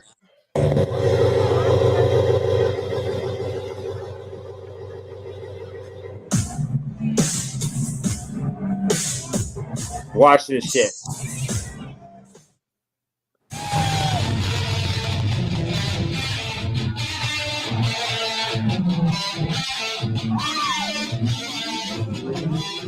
It's a quick clip.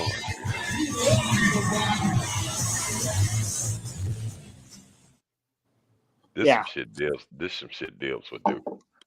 When he had them dudes with they was hanging off the ceiling at his birthday party. I was like, what the fuck is going on here, bro? it was just like, wow, what is happening here? I love that dude. That dude, yeah. That, like you said, you be careful of who goes on before you, man, because that shit will fucking. It took me 30 minutes to get that crowd cracking. Because they were like, hey, this nigga set his hands on fire. What the fuck you gonna what do? are you setting on fire, C minus? Dude, yeah, I'm gonna light this joint. We gonna fire up this phone. Where the midgets at? Dude, the crazy shit. I was like, dude, they just saw Kiss, and now I'm coming on like fucking, like just hey guys, I'm gonna play some shit. I'm gonna play some songs. Like, hope you guys dig them. They was like, well, okay, whatever. You better get you better get some shit cracking, bro. And like if you went on first, they were like, oh, that was good. It was the lead opener. But boy, if that nigga set his hands on fire, you like, what the fuck am I gonna do? I'm not doing none of that. Yeah, dude. Yeah, I have another video I posted in the chat with him setting his turntables on fire. He did that too. Like the amount of I had to clean up so much lighter fluid to be able just to spin records. That's the story people need to hear. Let's talk about the high that you got from the fumes first, then the cleanup. I was standing on the side watching this shit like, what the fuck is going on? Like, dude, he didn't even say he was going to do that shit. That's what the funny shit was. This is what's going on right here. He's got pure grain alcohol.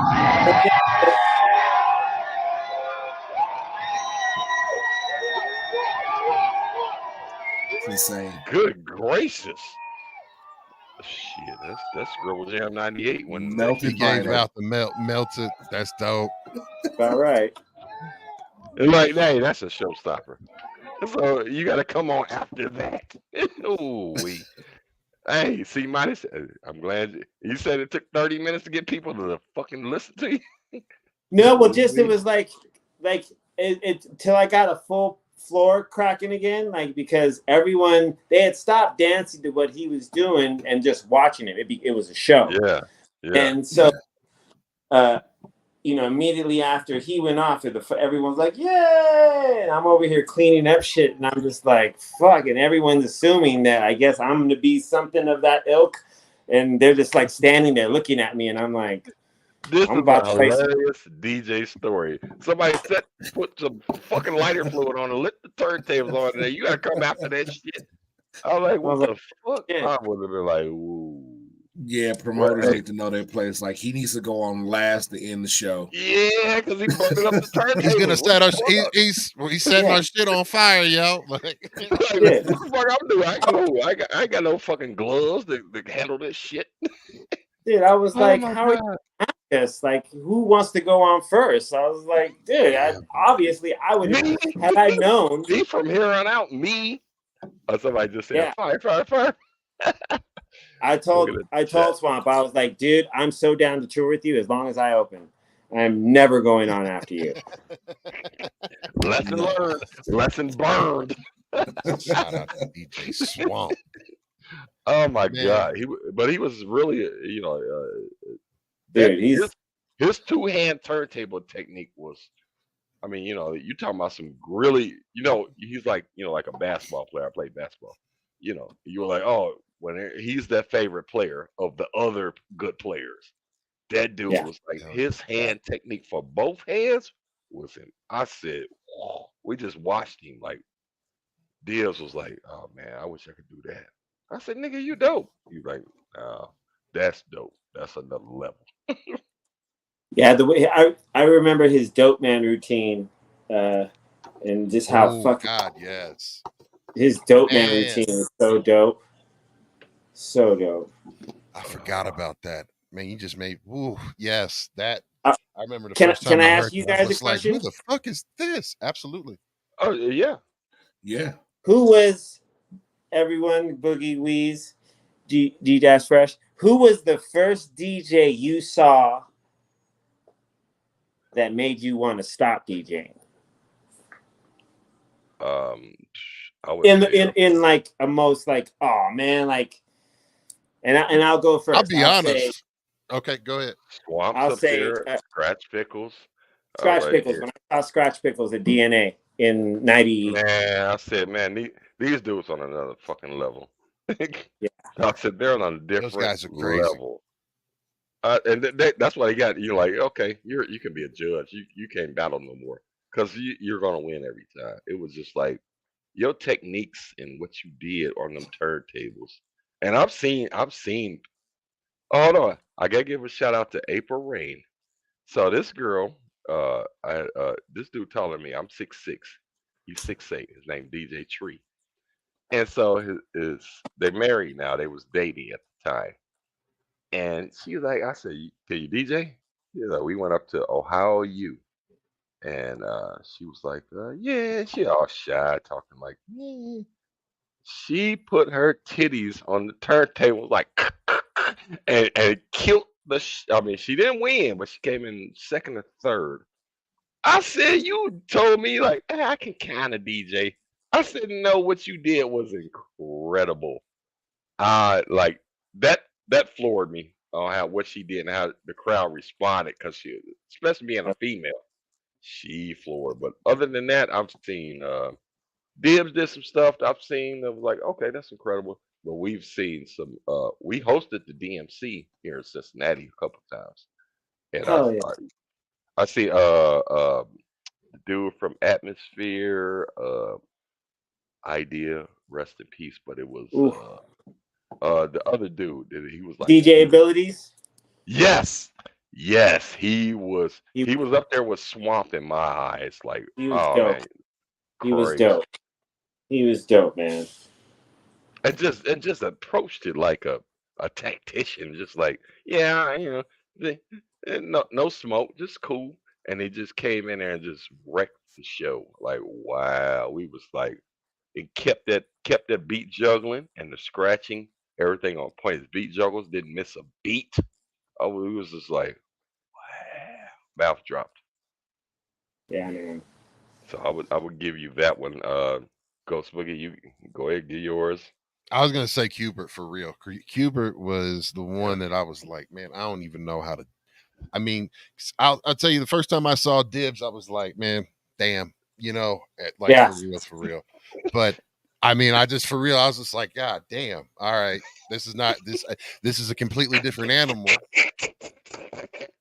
Yeah, You know when what I you mean? get Like to I was like, I had to be like honest with myself as far as where I was I at ain't and on what I this had focused on, level. because I was Yeah, in club DJing, right? Like, so right. I DJed in the club. I got 3,000-4,000 people in front of me every Wednesday night. So that's that.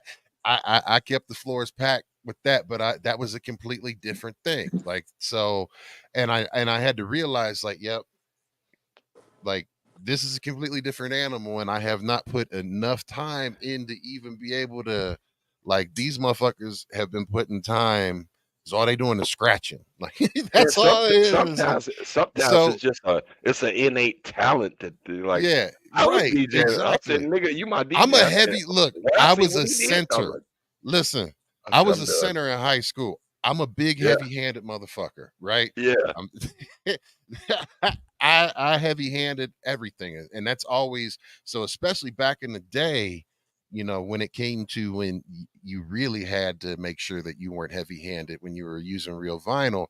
That was something you had to really work on, right? And then That even touch. going in and scratching, but then scratching on some club 12s that every single fucking DJ has made all types of crazy, like, so it was just a whole different thing, right? So that was like, I didn't put that time in for that, but I knew that I was like, man, that's a completely different animal. That's a completely different thought process. That's a We gonna completely get different weeds, but talent, hey, I gotta tell you, right? like I had a So mixed master ice from UTFO. Woo. He was in my record pool. And when he came in there, and like he would always get there late. He was coming from Columbus, to Cincinnati, and you get there, and like it'd be 4 or 5 DJs, right? And I remember John Doe fixed the turntable. It had a good torque. He's like, man, Frank, he was just scratching like it was like he was talking, and the record was his bitch. He was like, he like, he like, and just started like we were just sitting there like, what the fuck is he doing? How's he doing that? It was like Mix Master Ice. I mean, he did some great scratches for UTFO and Oh all of yeah. that. Yeah, but it was like to watch him live and watch what he did, to see it firsthand, we was like, our mouth yeah, dropped. It was like off incredible. Weez, you got one for any DJ? Yeah, I'm not a DJ and I don't come from the DJ world. So for me, when it came to watching DJs that actually got me into it, that pulled me into it, it was actually two DJs. It was Capri and mhm. Jazzy Jeff. Woo. Ooh, ooh. Can't pick. I No, mean, those two right there. Yes. Yeah. Jazzy Jeff forever, dude. I oh love my that guy. God. I just got to see him live last month at the Force Tour, the LL Cool J Force Tour, and he DJ'd every single set for every single artist except Outkast. Okay, okay. um, Except for Outcast. but Okay. but I mean that man, him and Dougie Fresh on the stage together should be a group, and they should just tour by themselves. That was electric. Dougie Fresh and Jesse Jeff. That was Yeah, man. insane.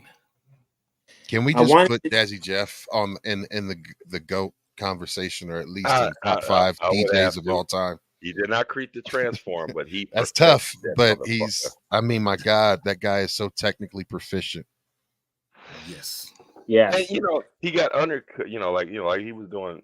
Like what some hip hop heads would say, like with Will Smith, and this is a happy hip hop. That dude was cold as fuck. Shout out to the I DJs, man. And then I C minus, you being a DJ. Which I don't want to take Weeze's thunder because I know he's gonna ask this question. But go ahead, C minus. Weeze's gonna ask you a question that we need to hear. all right. Go ahead, C minus. What was you about to say? Oh no, then I wasn't saying Forgot what I was gonna say. Well, the damn. Hey, All good. Oh, So I got we something. finna Yeah, go ahead, go ahead, Weez, if Boogie. you got your question. Do your yeah, I'll go ahead question and now. load it up and get it in there. So C minus, give me your top 5 DJs of all time. Your list, no one else's, yours. You can put yourself in that list if you want. Oh, yeah, absolutely.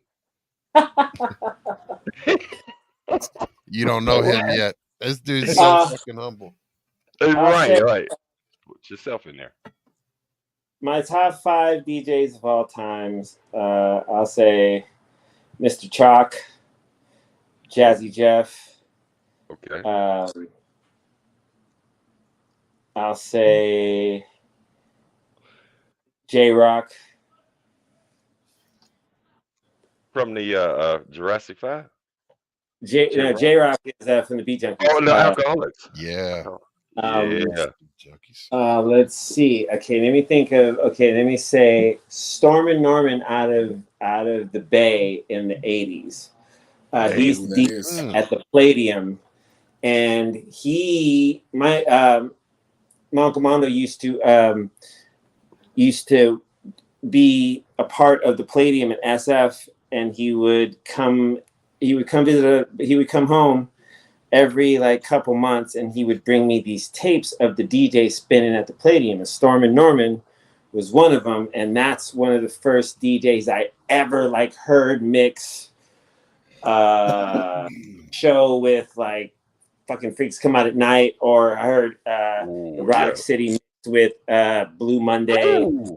And just I heard all these amazing blends, so I would say that would be like my number 4. And I'll say my son, OJ. My son is better than me. Absolutely. Well, you know what? Well, you got to pass the torch. Yeah, hey, man. C minus son, if you're listening to this podcast, your pops say you're that dope. He's the torch to him.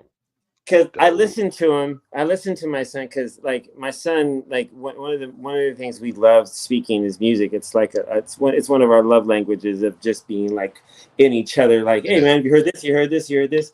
So when I go to hear his gigs, he's so clean, and he's cleaner than me, and I'm like, fuck, like, because So I strive to be. What's his name? I strive to be as clean as him. You know what I mean? Like I like, and there's times what's his name? What's his name so we can let everybody know? His name is OJ. He goes by OJ. OJ. I think OJ Dot. But yeah, he's dope. He used to run with Selection. He's got some really dope edits and flips and stuff. Yeah, he's really dope, really dope. I wish I had a link to post, but no, you cool. Hey, no, he's the man. You done passed the torch on. Absolutely, I have fun. Want your kid to be better, but like not yet, bro. So you just gave your son more props out of your top 5. Your son is one of your top 5. That's absolutely dope. I know he's smiling ear to ear right now. I mean, he's my favorite. That's dope. As well as he should be. Hell yeah. Now the thing is, we got right there. OJ Dot right there. There's his Instagram in the chat. Boom. Bam, Thank you, Gila. Make sure you follow her, super dope moderator, right there. Oh yeah. And then, of course, Mama C said, "Hell yeah, he's that shit. He's the shit." So yes, there we go. Grandma's rooting for him. We got confirmation. Grandma Miles. Shout out to everybody in the chat. I mean, I've tried to reply to some, but you know, we doing the show. I've missed a few, but like, hey, Canada Dave was checking in. Shout out to him. Yeah. I mean, everybody we ever had on this show, and everybody we gonna have on this show. Y'all listening in. So we keep doing this. We doing it for y'all. So see, we got 2 more questions for you because I know we got 15 minutes left. So check this out. I mean, we'll keep going. Let's keep going. I'm having. Let's No, go. no. Let's I'm not go. putting you on the spot, bro. You good, man. You got Nah, hey, he said he can keep whenever you going. can I was like, stay. whenever you I say got you, it's a but wrap, I'm we being got it. respectful. Yes. So, like the thing that I want to get into, of course, is to also get into like how you linked up with B and all of that experience. But the one question that we got to finish though is like, who are your top 5 MCs of all Oh time? yeah, my Yours. top 5 MCs. Oh Yeah. shit. Okay. It's gonna be good. Pasta Noose, Redman, Oh shit. Ooh. Different. Black Thought. Trying to think.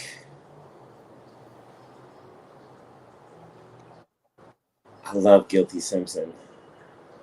Ooh. Guilty Simpson. People Damn. don't even know about who that dude is. And Edon. Edon? Ooh, I forgot about That's your a old dope Droog ass too. list. Your old Droog though. Oh, he's so good. Fuck, Who? he's good. Damn. Dudes. Yeah. Like, if y'all didn't know who those were, you've got homework to do. Guilty Professor Simpson. C minus. Hey, No, hey, no. you got to touch one and get him on our show. So like, yeah, like, hey, it's like hopefully his team is following feeds and like, oh, Guilty Simpson got mentioned. Get him on our show. Yeah, because Hell yeah. I know who he is, but a lot of people might not. And that's like that's props that you're giving that praise to the underground of people that you will willingly listen to. Because Absolutely. as a DJ and a radio person, you gotta listen to so much music, and some of that is like crap. You be Yeah. like talk, and then when you get stuck with a record, like damn, I would willingly listen to this again. That's how I judge music. Would I listen to this if I wasn't forced to? And I'm like, oh, I leave it like I'm cleaning up the house, and that song playing is like, woo wee, that's the joint. Yeah, man. That was an incredible, eclectic list. I've never heard Yes, it nobody was. say guilty Simpson. It would say like No, that's the first time. it shocked me because I know who he is and I like his music. I was like, damn. So that's hey for everybody. There's only two people that he named that you hear on people's list normally, which is Redman and Black Thought, which aren't even normally in a lot. Like, you know, Reggie is, but Black Thought gets pushed down, right? So, but Black the other Thought is three, off the like, yeah, chain. Hey, I mean, they're all cold. Pasta Noose though. Pasta Noose is my A Yeah. number 1. Like, What is it about him that you got a story? Because I'm sure you met him. I think I remember. I think it was on I Am IB, or was he said no? It was In the Woods, and he said, "Fuck being hard. Pasta Noose is complicated." And when I would just remember that was just one of the lyrics that stuck out. I was like, "Oh." Put your And ear that to it. he's my favorite dude. Like he's just one of those MCs that every time I hear the way he rides the beat and the lyrics that he says are just some of the most like it's And like, it's not your normal. It's like no. he's like, look, I'm speaking my language. Get with me. And I Yeah. like that, because De La Soul like that was part of the whole native tongue and all that. But like, if you really go back and listen, you be like, damn, this nigga saying some shit. Dude, Oh, man, all come the on. shit like Stakes is high. Listen to that yeah, track. man. I mean, Stakes is there's two albums that I always have within reach and right behind me. What's my Woo! first Ice Cube B-Must. album, and this is my original De La album, De La Soul 12-inch that I bought. Yeah. And you know, Dun, dun, dun, it started me. dun, dun. Me Yeah, myself man. with the Rapper Dapper mixed in there. Dude. Ooh. Yeah, it's a good one. Let me ask you another one because I know you're more of a DJ, but as producers, who's your top 5 producers that you would like where you get records from? Who do I You've been around Dilla. Yeah, that's true. I would say Pete Rock. DJ Premier. There we go.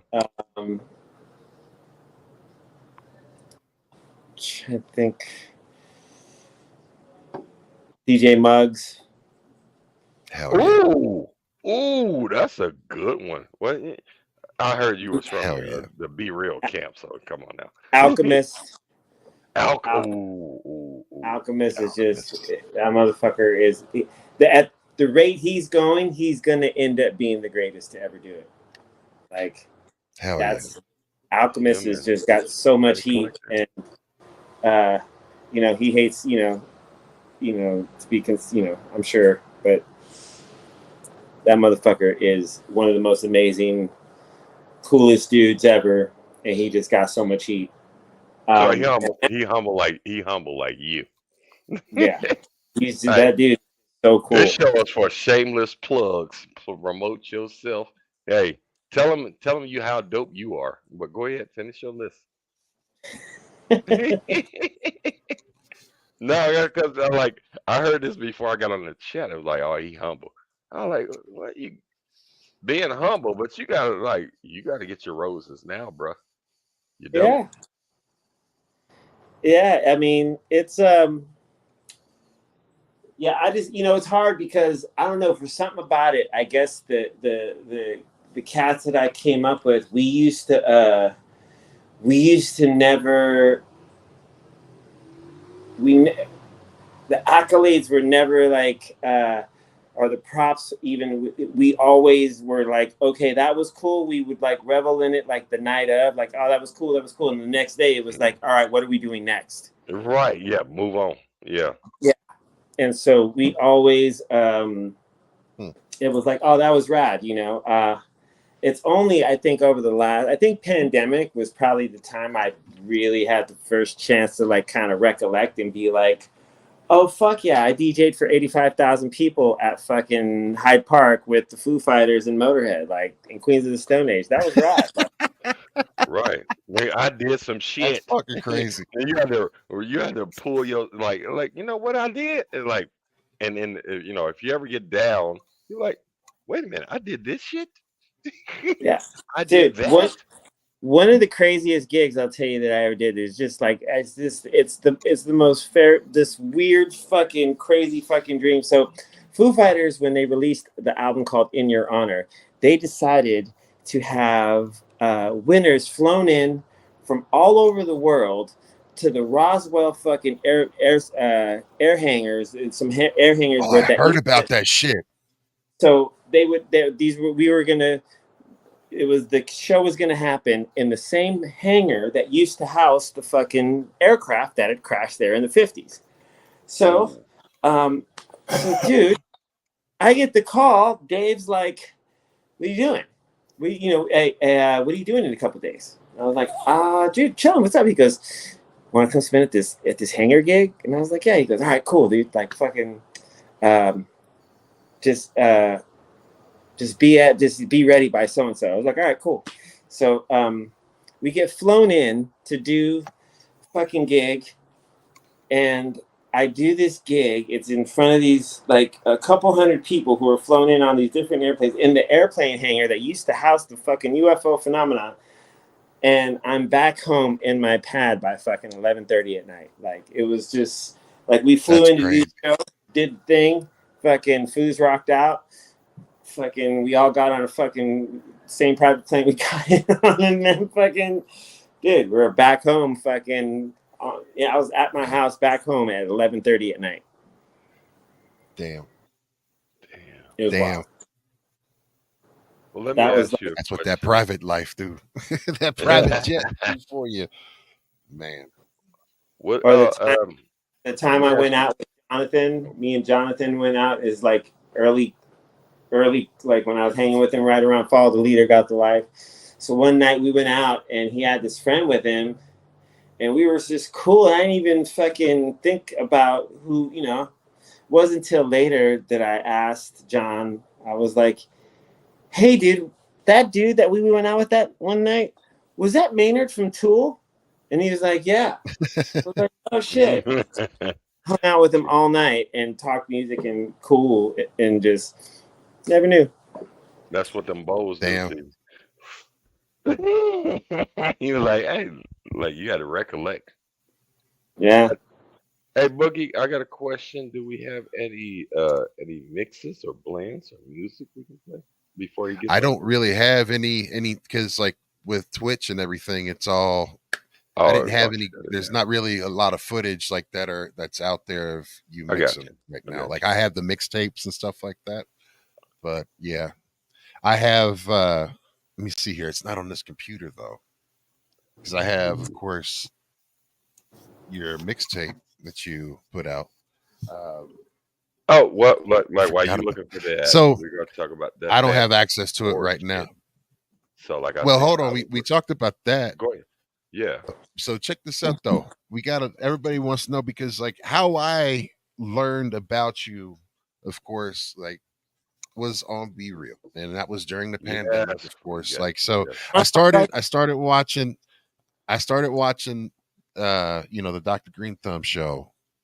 Probably like I had always followed Be Real and Be Real TV because again, Cypress Hill is one of my all-time favorites and they had me hooked from inception when they came out, man, because of like you mentioned Muggs. There's something about Muggs sound and then you put Sin and B together on it. It's just crazy, right? That whole first album, because I was like Ooh. everyone else in America was dead That's set that they just were East killer, Coast man. artists, but just Yes. had some other type of you couldn't figure it out because they had that West Coast gangster, but like Yes. it But was the just it was so mysterious, like their music whole is approach and like in Led Zeppelin, right? So I love the fact you're that in the Black you're Sabbath and all explaining of it that shit. correctly. That was like Right. So you I didn't mean, know who they were. It was like he was like, but it was intentional but you liked it. You liked it. by their You was admission. like, what Yeah. the By fuck the is that shit? It's like you're because like your head started bobbing to that music. You're like, damn, who is these motherfuckers? Yeah. you couldn't. I mean, those beats are crazy. So always that's how I ran into you, and by then started watching you DJ every day during the pandemic was again through my battle with health, through cancer, through, the extremely serious cases of COVID that I had. All of that shit was the thing like, all right, this gave me the energy to start like wanting to do what I needed to do and love to do before, like while I had the opportunity to do it. So we're fast forward and we're here, right? And we're Yeah. fucking here. But I gotta say, you gotta tell us the story about how you met B and like how that relationship came to fruition, right? So I mean, like, walk us through that for sure, man. Well, I think first we met the first time Baker Boys brought them up for Baker to play at this Kern County Fairgrounds, hall or whatever. And so I met them there, but it wasn't substantial. I was there as a fan because I was tripping on the Funky Feel one and the 12-inch of the Funky Feel one with How I Could Just Kill a Man. Yes. So we were just like, yo, this shit is crazy. And so I think I first met when we moved from Bakersfield to LA. We started hanging out with the one Big B, rest in peace, who was over at Loud, but he was also working with Muggs. And so he would call me like, yo, like Muggs wants to hang out. You around? I'm like, yeah. So we would go out and eat and just have a dinner and just like kind of just talk music. And Muggs was always like real deal, 100%. So I started coming around the studio when he was making I think it was like everything coming in as Soul Assassins. Okay. Yes. Yes. Soul Yes. Soul Assassins Assassins. um, so I started hanging out and kind of being around that, and then just casually knowing B but hanging with Muggs, and then kind of just started coming around. And then once we started doing radio, I mean, also they knew of us because we were the only ones that were like first to like play any Cypress Hill on Power 106. Gotcha. So any like when I remember when Tumex, who was doing promotions at the time at Malathion, he had got the first 2 copies of Throw Your Set in the Air, and he brought it to me, and I played it with him. Like he just happened to be where it was during one of my sets, and I played it within a half hour. I don't even think I got clearance on it. I just played it. Did you listen to it before you played it, or did you play it? Like, did you hear it the first time as you put it on the air? I heard it in between when they were doing spots. He brought it to us and he was like, "Yo, new Cypress Hill," and I was like, "Word!" And I went and I just That's the record breaker. That's the record breaker. You didn't give a fuck and you played that shit. That's a record breaker. I just looked to make sure there's a radio edit because I wanted to be like, "All right, this is it, right? This is the radio edit, right?" Like, yep. I'm not gonna get fucked. And so I'd play that, and then it was kind of just me DJing and playing their stuff, and then they would call me to do like smoke outs and like different stuff, and I'm always down. I'm always down to just kick it with those. And I started hanging out with them doing smoke outs, and that's where and then it would be like Cypress Hill and Deftones, and I'm like fucking hanging out already with those dudes, and something happened where it was in 2009 or 10. I forgot. B said that it may have been even longer, but it was, we did the first meditation, which would end up being meditation, but it was the first mix show that was on BRealTV. And me and Rhett Maddock of the Beat Junkies got the call to be the DJs on it. And we were supposed to go to the original temple in Northridge, but the internet went out that day. So B was like, "Fuck it, we're gonna go to my house, and we're gonna do the show from there. We're gonna set up the turntables and all that. And we're gonna go to my house, and we're gonna do this first show." This is how determined he was. He's like, "Fuck it." He goes, I already got, like he's got me and Rhett there, and then him and Damon are hosting, and Jay Turner, I think, was there, and so it was like, that's how I first interacted with B on a internet, like as far as being able to be like on the first medication. So that was my first time doing that. And then later meeting up with Lenny Ducano and DJ Nels, rest in peace. Salute out to DJ Lenny Ducano. Rest in peace. Yeah. And those dudes were super instrumental in me coming over to BRealTV. Lenny was like, "Yo, you should come over and like just kick it, hang out, say hi to the guys." And I was like, "All right." And so I just started coming over there, and then I started just hanging out with those guys, and ended up becoming like super cool. And they really like looked out for me a lot when in those times. And in turn, I'd come spin at, I'd come do sets at any of their, if they're doing nights in Encino or anywhere, like, figure out a place to just like DJ together, practice. Lenny was going through his DJ. He was doing DJ battles and entering and placing, and,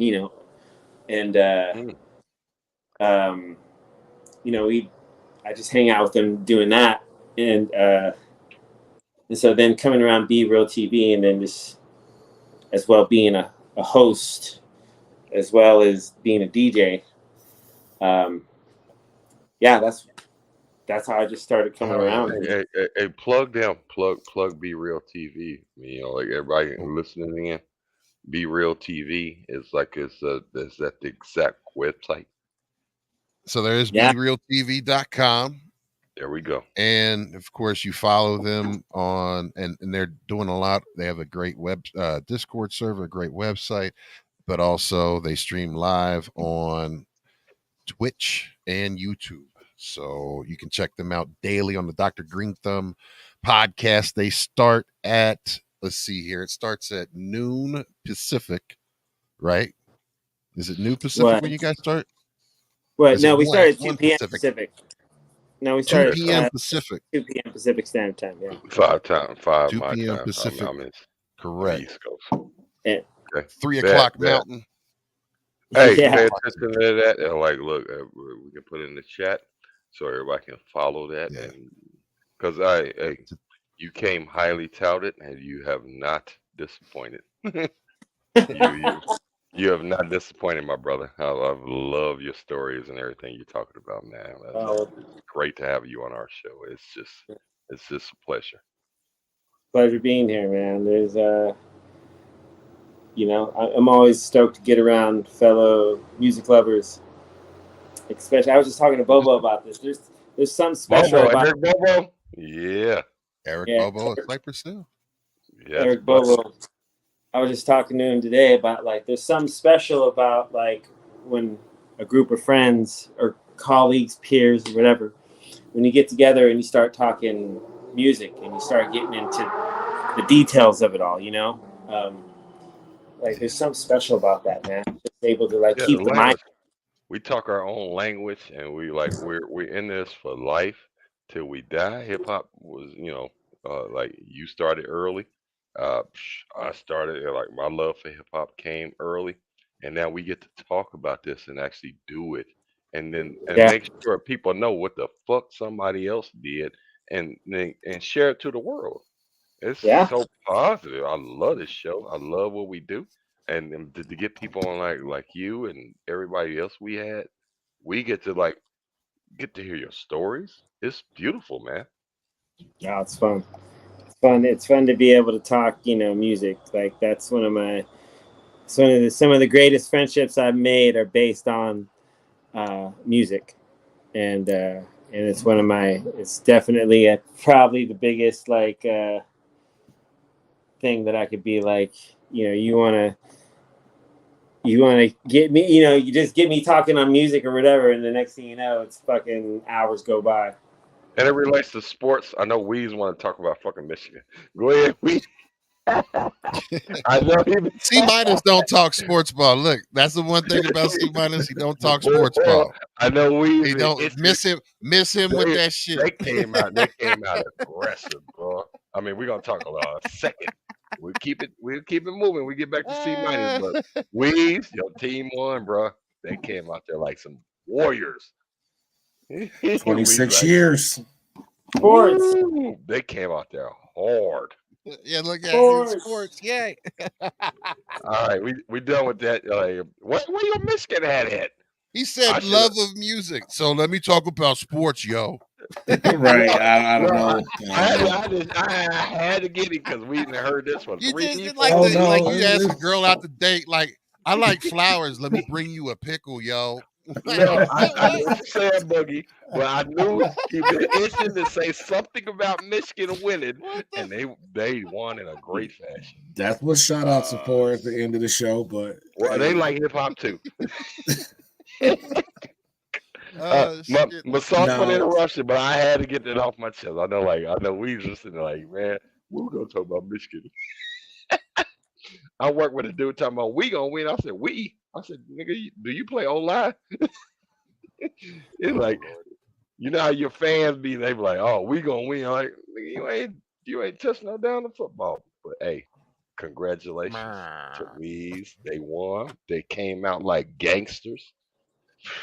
Michigan in the house. And I'm old state, but So I know what I want to ask about, so you get to kick it with such a diverse group of people in a broad spectrum of music that you actually can talk music with. You know what I mean? Like, is there anyone that you love talking music with the most? Like, who is it that you love? Like, or y'all really get, like, when y'all get together and start talking music, like it's going to be hours, and you know what I mean? Like, who is it? Good question. I'll say Jonathan from Korn is one of those dudes. Because the crazy thing, some people know, some people don't, but he started off as a DJ, and he was not know that. yeah, he started off as a DJ, and he was known in Bakersfield as. Just saying, this is what he was known as one of the only white boys that could fuck it up.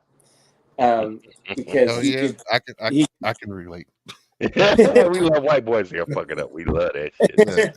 And Go ahead, see. I'm sorry. Multicultural. No, go ahead. Yeah, multicultural. and so he always used to do doubles. Like he would do these It Takes Two doubles that we remember. He would fuck it up, man. And so I always love coming. He comes from a DJ state of mind, so talking music with him is great.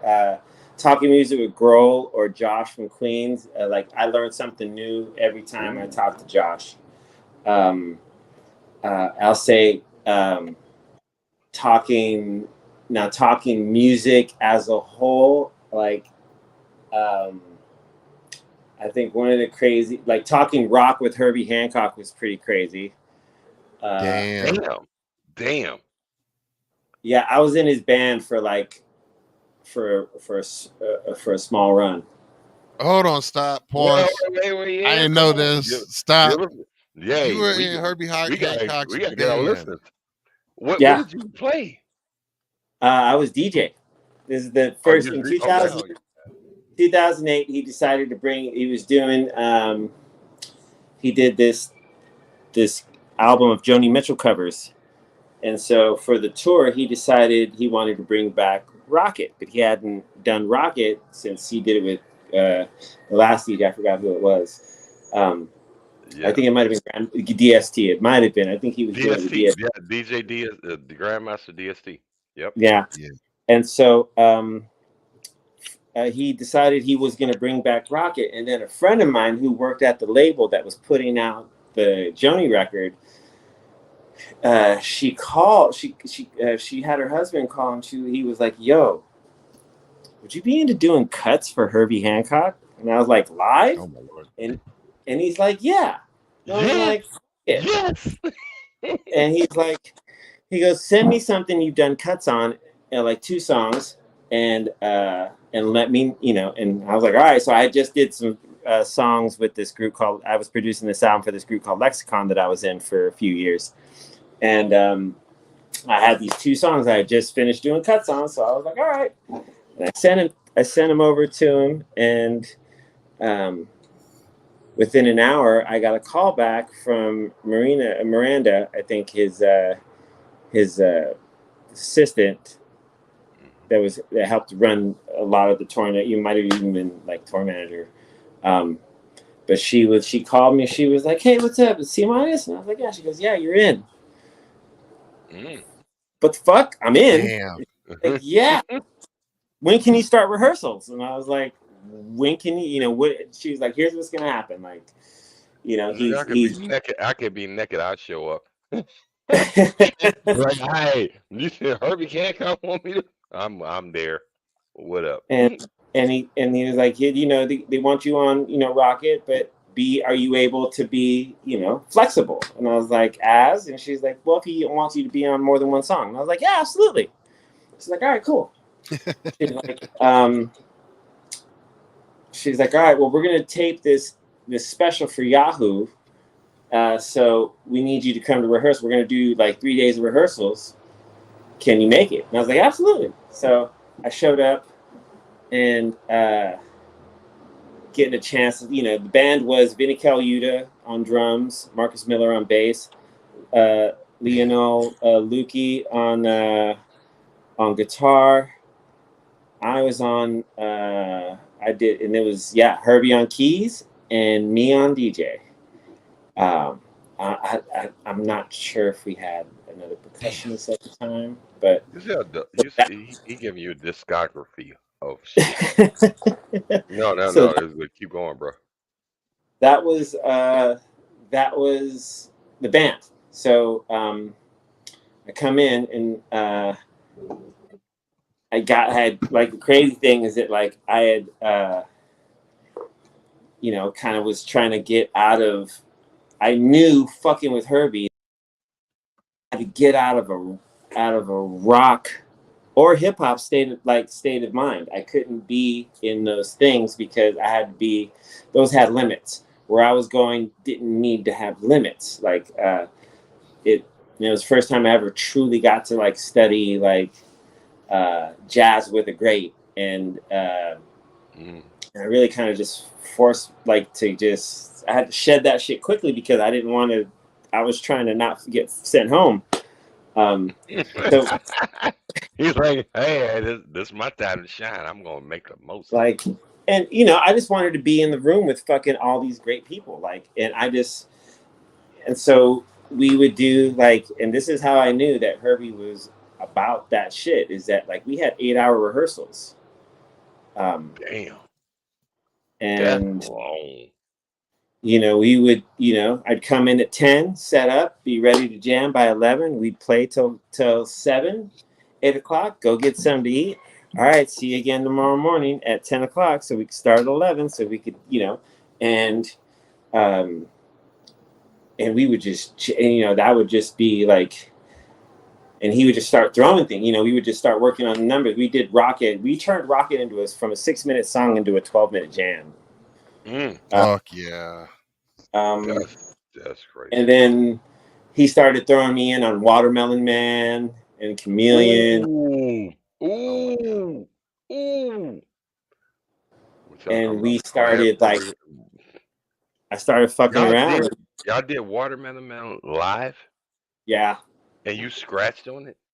Yeah, added texture, just to like I would cut along to the rhythm. But then here's the crazy thing is that like he decided to fuse it with this Lionel record called 17 Beats that, which the one hit every 17. So I had to learn to start like counting and just like go out and then once I learned the count, I had to lose the count and go off feel. And, so we started doing shows, and then we did like bottle. I think we did. We played the Napa Jazz Festival in Napa, or it was in Napa. We played. Was it Bottle Rock? And that was crazy. We had Al Green opening for us. Ooh. So damn. Hell yeah. Because it was crazy because. One of the best doing the tour with this group, we had there was one time that when we flew up to do in Sonoma, it was in Napa Valley or whatever. So it was Vinny Colaiuta and Marcus Miller and myself on the same plane, and we flew from Burbank to SF, and then we took the 1.5-hour drive to Sonoma. So in that time of that 1.5-hour drive, I'm just listening to all these fucking cool stories. Marcus fucking, talking about the Paul Simon, sessions, and then Vinny Colaiuta talking about fucking Zappa. And then they're asking me about Grohl and, and just like, we're just like sitting, just like, having this amazing just kind of conversation and start talking music. And leading up into that, like that talk allowed like for the first time doing shows, me and Vinny and Marcus started making eye contact during playing, you know what I mean? Before I would just keep my eyes on Herbie. I was more concerned, like he's the leader. I'm making sure that I got, he's James Brown in the band. I'm making sure I'm not fucking taking. Funny. But, hey, I know where the bread coming from. Leading up, that whole drive when we got, and then that was the whole thing. We did one show there, but we did 3 days of rehearsal leading up to it, and they were 8-hour days, and it was just amazing. And then like we headlined the Playboy Jazz Festival at Hollywood Bowl. Is that the Nissan live sets? But which one? Was that the Nissan live sets? I don't know. It was what the thing that we did that was for the Yahoo, but we also did. We recorded live 20th of March in it's 2008. Yeah. I just found footage of G. Lorraine, thank you so much. Put it in the chat. We've got footage. Yeah, it's probably out there. See that? Thanks, G. Lorraine. I played. By the way, when I did that taping of the Yahoo thing, one of the craziest things ever is that I also had bronchitis, so Ooh. I had to play it with bronchitis. So it was amazing. Ain't nobody got time for that. He had The bronchitis. show must go on. Hey man, those that know or do know, Well, you you know. weren't singing, so you ain't. Oh, You're I like, Yeah. do know. But we also one of the cool things, and I'll end this very lengthy story up. But so we Please were don't. headlining. We were doing the Playboy Jazz Festival, and Herbie tells us last minute as we're like about to practice Rocket. He's like, "Oh, by the way, we got to change the structure because the Debbie Allen dancers are going to do this routine, but they've made their own edit of the song, and so we got to learn that so they can do it." Wow. And we were all like, "What?" And so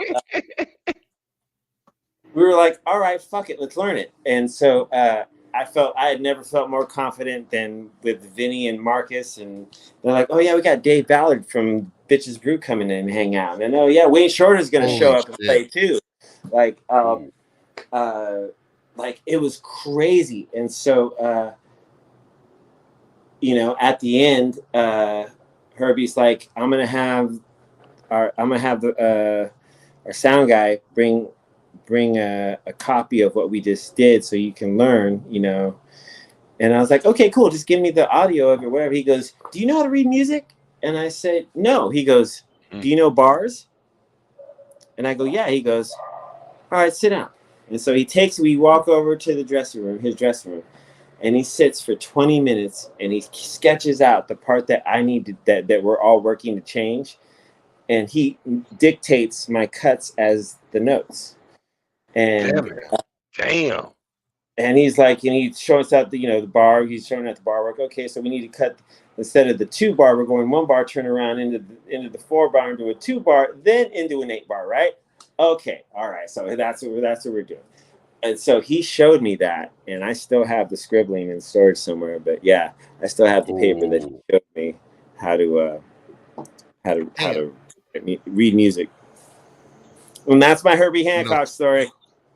See, like, hold on, man. So let's break this down, though, because honestly, when you mention Herbie Hancock and the fact that, Mr. Rocket himself, which inspired countless generations of DJs to become a DJ and start Yeah. scratching, he was responsible, especially in the Midwest, to the Absolutely. non-urban communities. You know what I mean? You saw MTV, you saw Rocket, and all that shit. So I mean, like, that right there, being the Grandmaster fact that you had the fact that DST.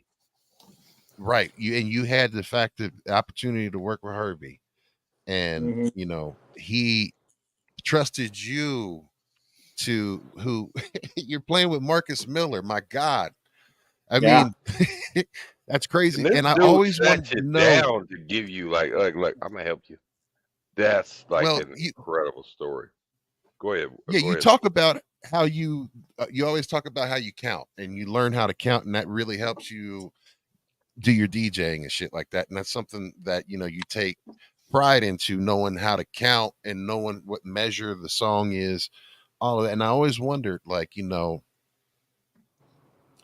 what was it or who was it that taught you, or how did you learn how to count and understand music theory to break shit down? Because how you're able to mix rock with hip hop, with jazz, and blend all of these different clashing textures Good, and good time question. Good signatures question. and all of Good that. Like, how question. did you learn? It was the person that taught me about bar uh bar counts. Me and Chalk as DJs learned, we were just, we never learned how to BPM records. We used to always just kind of just like try it, and we knew what was in key, what was in time, and we knew what chorus would match whatever 8 bar or 4 bar or whatever. So but I think when I started learning about music production, and then hanging with Dilla and him doing a barrage of like 3-bar turnarounds or 6-bar, however you look at it, instead of the 8-bar. When I started hearing and like learning that Tribe did it on Lyrics to Go and Electric Relaxation, like I knew that like that was the first time, but then when I started with Dilla, he started talking about like 3-bar turnarounds, or just like, this shit is like with the ill timing. So I started learning bar count like that. And then I think it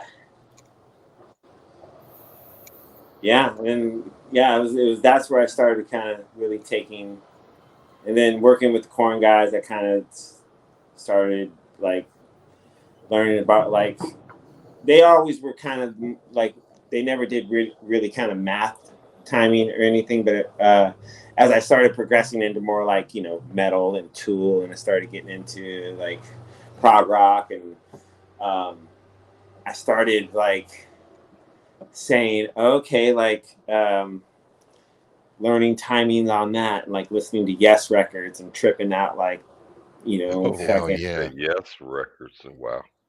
Like Close to the Edge, that song changed my life. And then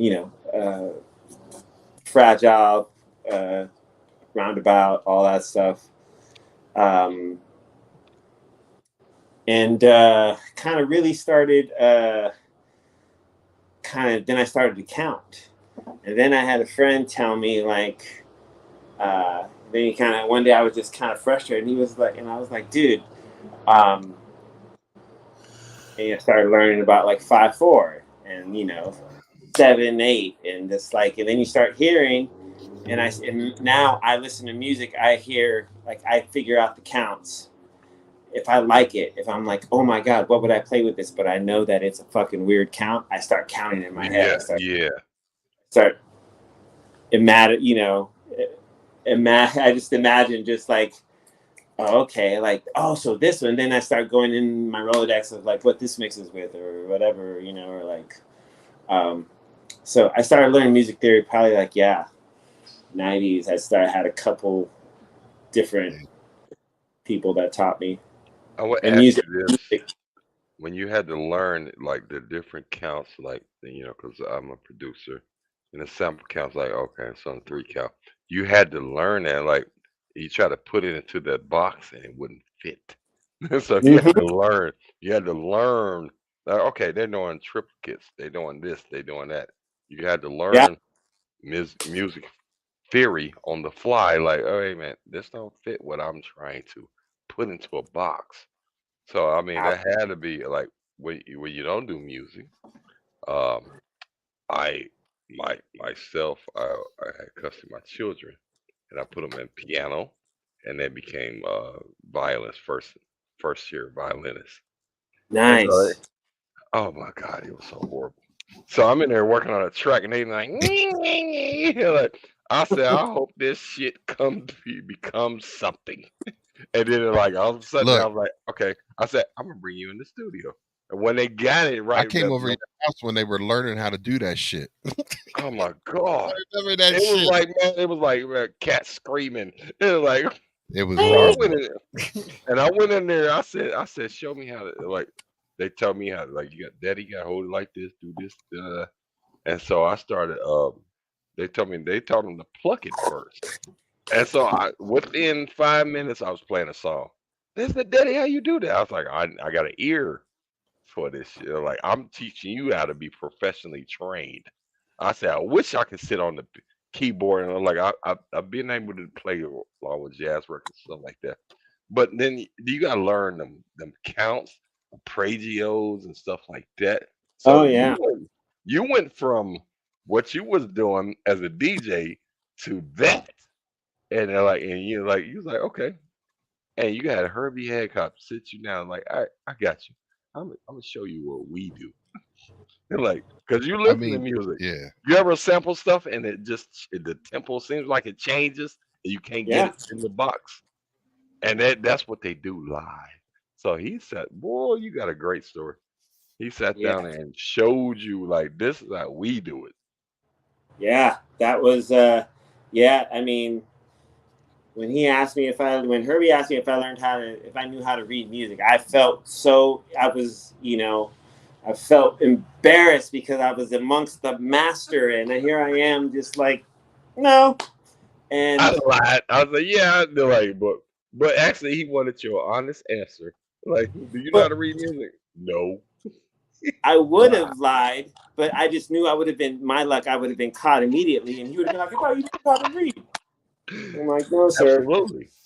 So when he asked me, then he was like, "Well, here, let me show you." He goes, "You know bars?" And I was like, "Yeah, of course." And he goes, You was like, "Okay," okay, I got that. Yeah, dope. and So that was cool. So your mom has a question Oh that yeah, I have to ask. So Mama C said, what's up, Mama "Look, C? I'm not trying to have her come through and suplex me or anything like that." So she said right. that you did do a little work with Johnny Cash before he passed.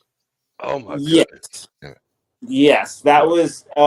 Um, so I was doing the rock show at the time on Power, and a friend of mine was like Jay Boogie, uh, or some I forgot. He's Jay Boogie's the one that helped me do it, but he was that Hurt rendition had just came out. The cover, the Johnny Cash cover of the Nine Inch Nails, and so a friend of mine was like, there's no drums under it, and he's like, "Yo, you should do drums under it," and I was like, "Nah." And then one day I got really stoned, and I went into my record room at my old place in Glendale, and then I just put that on. I put it in my CDJ, and then I was like, all right, let me figure out the tempo. And then I just did a bare drum thing. Maybe I'll play it on Friday. I still have it. Hell yeah, man. Hell yeah, dude. If you can play it now, but it sounds like you don't have it. If you can play Yeah, it I now, mean, that would be dope. but You so got I did drums to it, and I did cuts to it, and then I started playing it on my show. And then the weirdest shit ever is I come home one day, right after the show. I come home and I check. You guys remember this answering machine?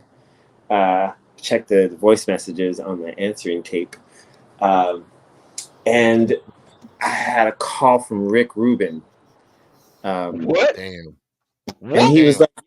he's like, "Hey man, I heard the remix, the Johnny Cash remix on the radio the other day. I'd love to talk with you." All right, and so Jesus. we talked for a couple times, but yeah, nothing ever panned out. But when I run into him, it's still really cool. But yeah, Rick Rubin called me off a dare of a remix that I did for Johnny Cash, and I think Rick had told me that they gave it to his people. So I think this is before they had even started doing they did a remix album where Pete Rock did a Johnny Cash remix or some shit. But yeah, that was Don't you that was hate that when somebody call you and they like, I did some remixes and it went up the chain and they're like, oh, it's not gonna happen. But it piqued their ear and that was good enough for me. You're like, oh, what do you listen to my music? I'm a lowly little dude from Cincinnati. It's like you heard it, you was like, yeah, I can't wait. You're like, then all of a sudden, like, we ran up the chain and didn't work. yeah, dude. So At that that means time, they put the money into it. yeah. Well, the thing was, I kept playing it. I never expected anything off that mix. I was Right. You just that just did it for the kind of love. the thing I did, and then I just kept playing it, and then people kept calling, requesting it on the radio, and I kept playing it everywhere. So, yeah, there's a ton. I mean, there's a few. I did a remix for Crazy Town's Butterfly. Oh, I hell did. no. I Okay. did. I did everything, dude. The crazy thing is, I think even hip hop cats would have loved it because what I did is I flipped "Peace is not the word to play" by Main Source. Oh, shit. Oh, And so ooh. I flipped that, and it was dope, dude. And it was Do so you still SP. have that? I don't Yeah, have can that. we hear it? I don't have that. No. The Ah, funny thing, God damn it. God damn back it. back in the day, I think I had like a CD of it, but I turned in the master dat after doing it, and I never got a. Gotcha. I never. But I did that. What I'm trying to remember. You said it was all SP'd out though. Oh, it was just What are you getting straight. ready to say about it? I just remember sampling the drums to "Ode to Billy Joe," Lou Donaldson. Ooh. And then I also and then "Peace Is Not a Word to Play." Back then I used to, I was trying to make everything I could off of nothing more than 2 records, even if we could, me and Dilly used to always talk about the Holy Grail, the Grail records. The Grail records were something you could What are find. Grail records are just something you find every component of the song on one record. Oh yeah, where you sampling, you like, I ain't gotta fuck with it. Or like, just let that sample go. You kick, or you just find the kick, the snare. You find something that anything like just everything off that one song, and then you flip that into the song, and then that's yeah. We used to call those Grail records. Yep. You know what? I've never heard it like that, but it makes sense to me as a crate digger, and like when you find something like, and then I like to find songs that people have used, and then I'm like, okay, so what? I flipped. I don't want to snitch to myself, but I found a record that I said, no, this is not flippable, and I flipped it, and everybody was like, and it's like 5 people that can tell you what it is. I was like, listen to this, and they're like, what is it? And I beg people to figure out. I give you a free I give you a free beat if you figure out what that is. But because I felt it was to me it was unflippable. I was like, and when I started working on it, it was unflippable. And then I was like, oh, okay, I found some pieces. Absolutely. And then you find that and then music is called when you destruct and restruct. Yes. I mean, I think what we do. No, my bad, Boogie. No, let just me got finish. one question for C. How's he? No, How are you on time? I'm good on time. Yeah, I'm good on time. We're good. You sure? Okay. Yeah. Well, the thing is that last time, every time, we always get involved in some crazy talks. And so I wanted, like, if it got into some other crazy shit, like I'm loving talking music with you gentlemen. We're good. We're good. Okay. We're good. I just want to make sure, like, anytime you just say, hey, guy, I got to bounce, boom. That's appreciation. So, yeah, I just want to be respectful for you. Yeah. Yeah, I mean, honestly, there was a guest that won't be named, that was booked for this show, and we had him booked for like 2 months, and he backed out, and we lost communication, and I didn't want to bother you for this, not yet, and stuff like that. I'm very respectful of your time and everything like that, but I was like, man, this would be an awesome. So, and you were humble enough within a week's notice to accept this and sit down with us. And I know that we started at an inconvenient time for you as well. So again, I just want to, from everything, I believe in giving folks their flowers. Why I have the capability to, and when I have the platform for it. So, you're the person you're the one that put the battery in my back. You're the one that put the battery in my back to do the usual suspects, to do B-Boys Underground or anything. He reps you really hard, and that must love to you, man. Well, you're like, much love to you, fam. He said, C-Minus gonna fill in. I was like, all right, bet. I said, I done heard C-Minus. Now I get to talk to you personally. He be like, C-Minus gonna get like, yeah, man, C-Minus that dude. I said, all right. Oh yeah, dude. And literally, he sent me a text, and I listened to the old shit with the Fantastik 4. I was like, oh my god, this is incredible. It was like what we was doing in Cincinnati, and you had LA as a platform. You know, if nobody gives you your flowers and know what you done and what you still doing, they need to recognize You on a platform with us to express yourself. You're dope. I listened Thank to that. I was like, damn, this dude was thank you. host. Man, thank you for being a guest, man. It's been Ah, incredible. We don't it's have no So if bad y'all guests. don't follow GC C minus, y'all better fucking follow C minus. That's all I'm Get saying. them, Follow get him on them on, Twitch get it, get it, and buddy. follow him on Instagram. Make it You happen. can check him out yeah. every Monday or Mondays at Motown on Mondays. That's which is a You want dope some ass silly concept, Mo, memes? Motown on dude. Mondays. Yeah, Yeah, man. So Woo! tell me about What do you Motown on play on Monday. I that? love the Yeah, concept. I love the concept. give it to me. yeah, I want to hear that shit. yeah. We do Motown sets. We do.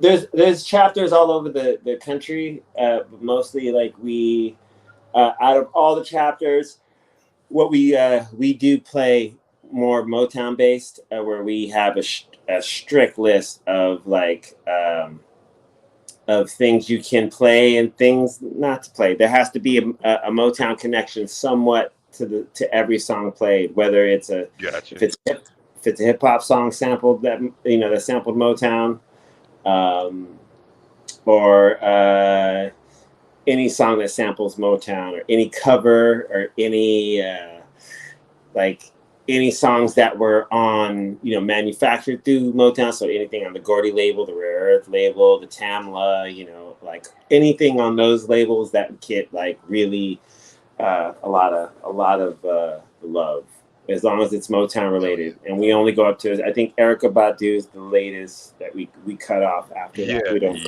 yeah. So like 94. Yeah. I think it's Yeah. 94, 95. Do you have fun with that? Yeah, it's amazing. Here's the thing: is I used to diss the shit out of my mom for listening to Motown because I was so hip hop, and so um, I was really like My dude, don't listen to him. I Go used ahead. to I used to really kind of I used to really like I was super hip hop, like, oh, our music's better, blah, um, Yeah. and so when I get given the opportunity, DJ Expo asked me, he was like, yo, do you want to be a part of it? And I was like, oh shit, that means I gotta go through this shit, like and then I started realizing, like, I started going through like they had 50 years of, I was going to be dealing with like 50 years of like music, like that's pretty fucking, that'll be fucking cool, like.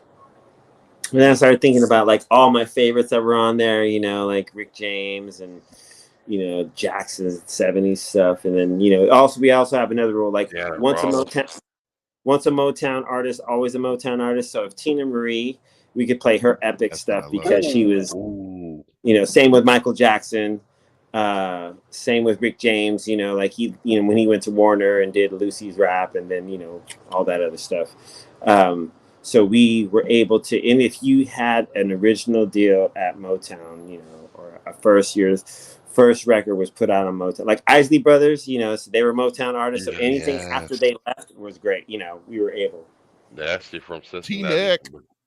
That's Yeah, Cincinnati, T-Neck. yeah. Ohio right there, They baby. claim Jersey, but they really played basketball with somebody that was their uncles. My Damn. father knew. Yeah, I mean, like The guy who we're taught me down. how to DJ, his mom and their family were all connected and grew up with one another. Mhm. So like No Isley way. Brothers is close to my heart, bro. Like I like like yeah, man, there's baby making music right there. There's Barry White, LTD, Earth, Wind and Fire, and Let me Isley tell you Brothers. this. I Those are told the I, that's I baby ran making across music. I ran across this dude in Miami or somewhere, and he was getting flooded. And I tried to talk to him like, not a groupie, but he was like, "Ah, man, get me out of here." I was trying to tell him like, "You from Lake Heights and Lockland?" he was so distraught of everybody else just being. I said, "I ain't that dude." I remember walking away pissed. I'm like, I'm trying to tell you, I know. I like, I play ball with your cousin, da da da. I know, like, my family, but I ain't get a chance because he was so distraught off of that shit. Everybody was just coming at him. I said, man, I said, well, fuck you. I mean, I really walked away like feeling because I wanted to tell him. I was trying to catch him in a separate mode, but he was already. Man, everybody want to deal with ISIS. I mean, Oh yeah. and that happens. And sometimes, oh, talk about that when you meet people. How do you approach people that like they famous? How do you talk to people like that when they and That's a good question. you hope you get a good chance to talk to them because like I don't give a fuck. And I'm like, hey, you got shit like I do. Yeah, I mean, there's a couple people I've met on bad days that I was like pretty pissed about, like them not being everything I expected. Uh, I mean, there is some truth to the saying, "Don't meet your idols." Yeah. There's a couple I've met that I'm like, there was a point where like twice I tried to meet one of my all time favorite musical idols, and the two times I introduced myself, he was not interested in any of the conversation. Right. So I made a conscious decision that there would be no third time, that I wanted to continue to love this man's music and production and everything that he did. Like, I wanted So to be a fan, and I didn't really care to know the personal side because obviously the two times there wasn't any Didn't interaction. work. So Yeah. Yeah. rather than let myself down, I'm going to just continue to fucking buy all the records and fucking get everything that I see with, his name on it, and still listen to it with awe and be You like, better than me, but I mean, because you can catch a person at a bad day. yeah, yeah, Like when I was doing most shit, and like people like, hey, this is deeper. I was like, I got you know what I got on my plate right now. I'll be like, no. They say, oh, you was a dick. I said, yeah, because I was doing business, and like I said, it was child work.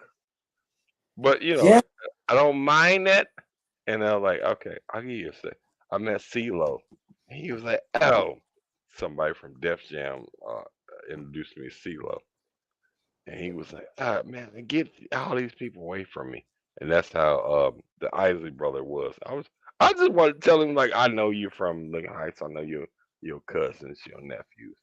right. And I was like, I know you're getting flooded.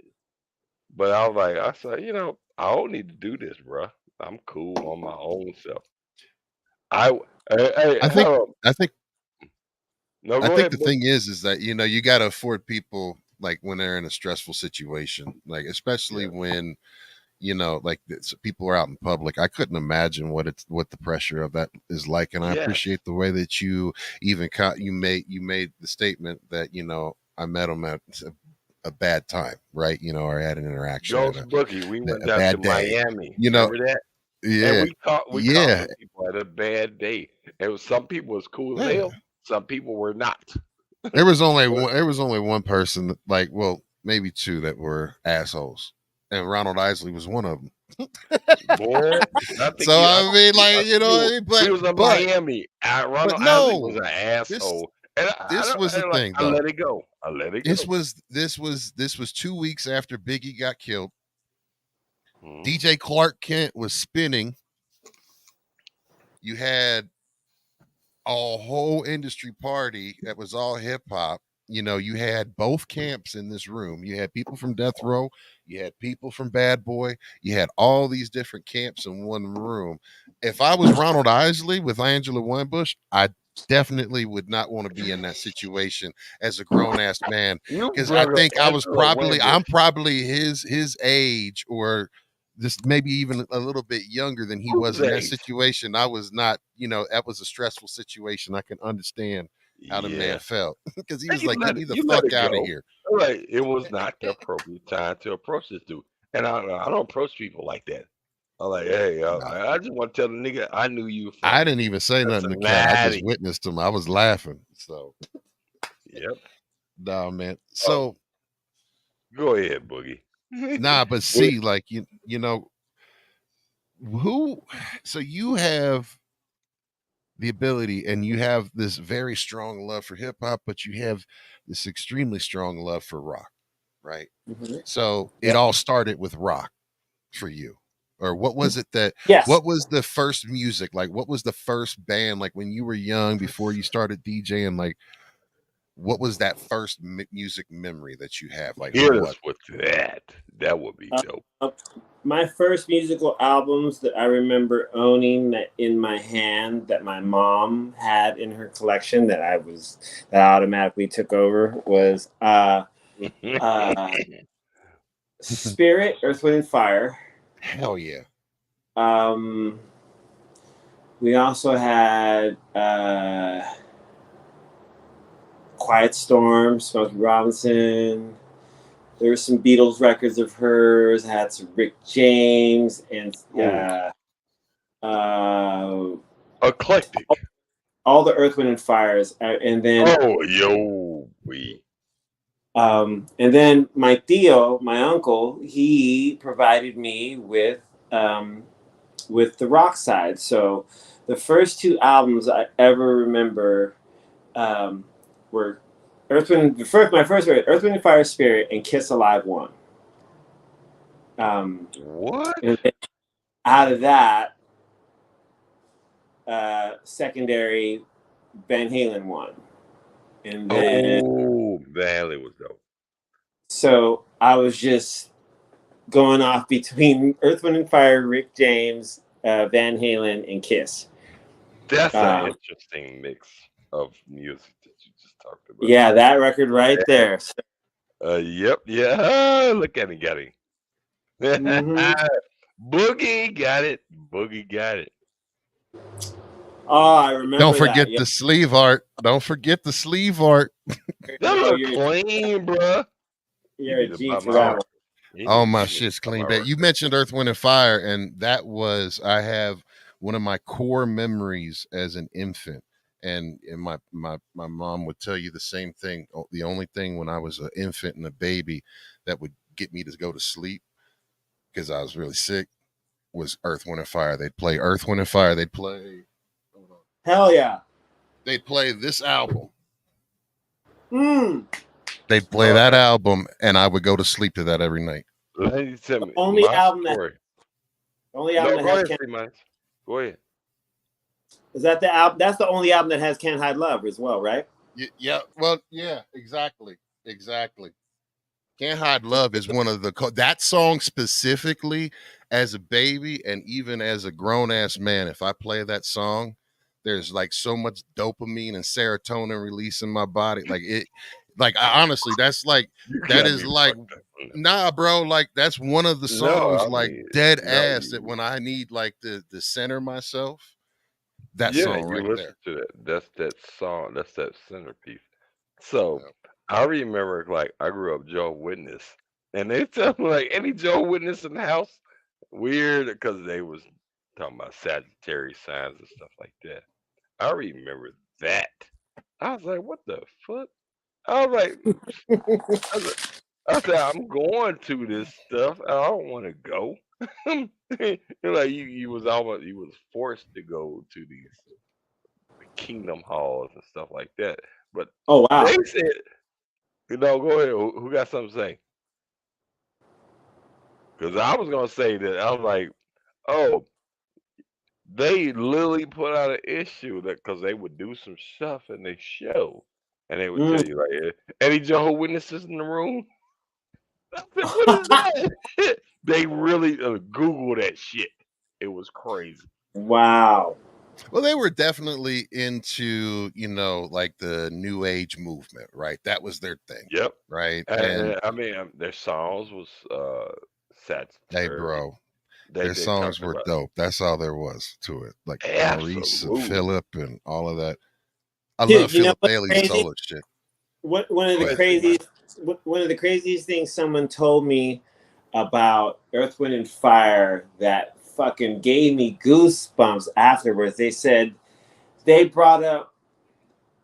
had some of the most spiritual content to ever be released without one mention of any one particular god.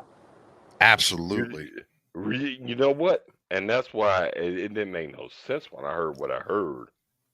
I mean, Yeah. they like, boy, come on now, we done made babies off of that shit.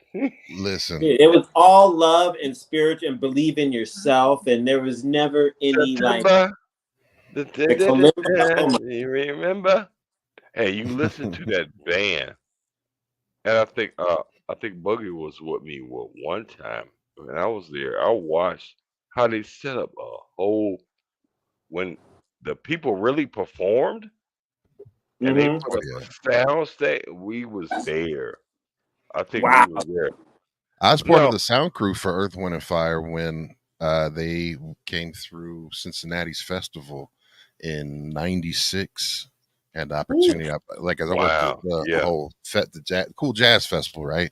So I was doing sound there for that, and with that, and did some stage management work and monitor mixes and all that shit. That was fun, that's and pressure. Was so Maurice Like, like, still 'cause you performing? can't fuck up that. You yeah, can't Maurice fuck was it still up. performing. Yeah, it was dope. Yeah, So Maurice like, White.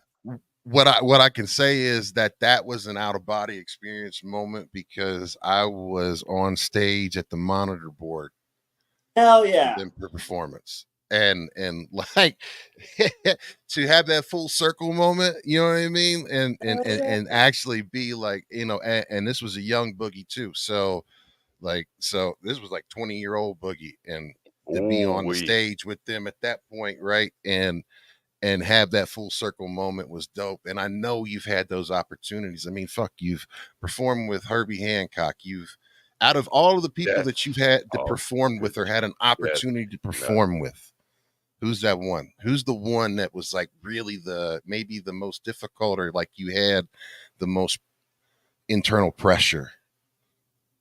Metallica. Tell I us play. about that. Ooh. I Ooh. cut on stage with them one time with Kid Rock doing lead vocals. Kid No Rock. shit. Okay. So so we went out summer 2000, summer sanitarium tour, which is Powerman 5000, System of a Down, Korn, Kid Rock, Metallica. That's the lineup of the whole tour. And so we're doing all weekends because at that point Metallica started becoming they were only doing weekend tours. Gotcha. And so we would go do weekends with them and then do our own shows, I think in the middle a couple times. And we did that I just found a shirt from that too. Keep that motherfucker. So we were doing these shows, so we had to go do Atlanta, and James Hetfield had hurt himself the night before. Oh no, the day before doing jet skiing or something, and so the next day we all heard about it. We were like, "Oh shit!" Well, no one's canceled the show yet. So we get to the thing, we get to the racetrack. We're on some fucking racetrack. It was crazy, and the band comes up. At this point, we're all really cool and like really. They're like, "Yo, can you guys fill in and do some?" do some vocals with us and maybe even a couple of your guys' songs too. And they were like, oh yeah, cool. So, and then Lars comes up to me and he goes, what do you got? Yeah, Lars. Yeah, because Lars is like Lars is a drummer, G Fresh. drummer for Metallica. I know the name. Yeah, I know the rest of it. that dude. Question, man. So that dude, so he comes in and he goes, what do you got? You got your rig with you? And I was like, yeah, of course. He goes, you want to go on stage with us? And I was like, fuck yeah. He goes, all right, we're going to fucking suck. Can you do Fuel? You know Fuel? And I was like, fuck yeah, I know Fuel. He goes, all right, Bob's going to sing vocals. You're going to be cuts. You're going to cut with us, like on the groove parts. And I was like, fucking let's go. So, System had to come out and do a song, and then Bob, Kid Rock, he was filling in and doing some stuff as well. But when we got to do Fuel, that was probably one of the craziest things, because it was like I had the Corn guys, the System guys, who I'd really started to be cool with, and like fucking, it was just one of those weird things. I could have never in a million years woke up that day and been like, I'm going on Metallica tonight. Like, that was not in the cards. Dude, Your story is incredible. So that's we done crazy. heard the crazy shit. I mean, so because we got a hip hop podcast. What's your Yeah. craziest hip hop story? One of the craziest experiences hip hop wise, I'll say, I had to go do a show with Run DMC. Okay. And we did a show with him for Power 106. We did this party train. It was like the Gap Band, Run DMC, and Big Boy and Big Boys. Hell and yeah. ourselves. We were all Damn. fucking. We took this train from Union Station to fucking Santa Barbara, and fucking we were allowed to drink. Train? It was crazy. Yeah, it's called the party train. Fucking Fuck great. yeah. So we did a show with them, but then later, I got asked to DJ on some NFL show, right? Like sports. And also Run DMC was going to perform there. And I was like, okay, cool. And I was just nervous walking in, like, oh my God, I'm about to. I just know they're not. Don't even trip if they don't fucking remember you from the party 2 years ago, whatever, right? Mm-hmm. And so, just like, reintroduce yourself. It's all good. It's Run DMC. You know what I mean? Like, fucking, they're the G's. And I walk up, and they go, "Yo, what's up, C-?" And I was like, what? I was like, no way. And he's like, what? I was like, you guys remember who the fuck I am? And they're like, yeah. And Jam Master Jay comes up, gives me the coolest fucking handshake, and then Run and D, right? And I was just like, oh, fuck. I bet your head was floating. Yeah, He's that like, felt great. For that y'all remember me? Yeah, dude. I literally I think I could have spontaneously combusted that day, but I held on just a millisecond. You know what? Look, I know how that story gonna go. But man, Hey, Yeah. So check That it was out. great.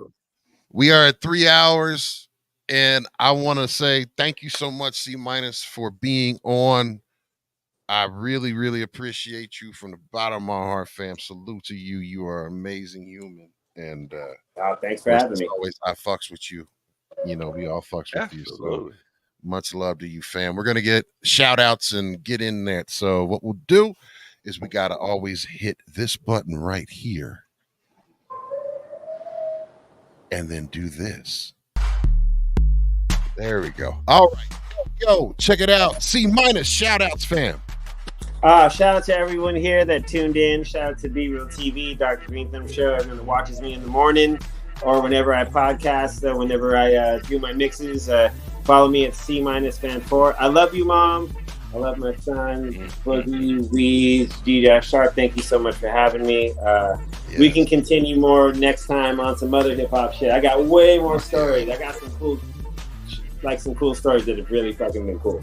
So, bro, you are 100% invited back anytime. So, anything I do, you're the originator for me. So, fam, you're always invited. So, much love to you.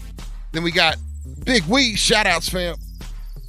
Yeah, shout out to C-. Man, I am definitely mind blown by this interview. Sorry I was quiet, but I was taken back so much by the stories and experiences that you have. I mean, it's a once in a lifetime dream that you have lived for a lot of artists and people out there.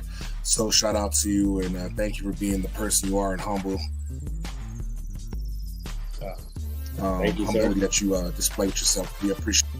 Hopefully we can see you back here in season 2. Yeah, thank you, man. Appreciate it, Weez. Hell yeah. And G-Fresh. Shout out. What the fam. fuck? Weez took my breath. Wheeze maybe wheeze. He said everything I want to say. I said, man, another great interview. This is like, I want to thank the Boogie to get us to this point. We on episode, what's this, 14? This is 14. Oh my Season God. 1 finale. This is what we need. Hey, look, everybody, if you're not fucking with us, you need to fuck with us. Hell yeah. Oh, hold up. I want to show you. I got my glasses fixed. Hey, Yep, Sure see. did. You got to go. no, I just wanted to tell you that. So please tell Dibs I said hello, and I'm a huge fan, dude. All right, well, this gonna be on. Make sure you tune in when he comes. Yeah, man. Hell yeah. Hey, look, you could even join and chop it up if That's you wanted to. So much funny love to that you. was like, So- yeah, this. Look, hey, I'm promoting. Like, they fixed my glasses. Bob, Oh, I got my phone fixed. Hey, everything go wrong. Hold on. All right. Now we's gonna like if we get this spray promotion. I will give him the power again. Right. Oh, Lord. I mean, that's me running around me, bro. This is how we do it. No. Yo, Shout out to C Minus, a fabulous guest like we always have. And this is what we do. We try to get everybody tuned in to what the hell we're talking about. Hip hop. This is what hell we do. yeah. And Yeah. B-Boys Underground, we started this a long time ago. We got great co-hosts and everything.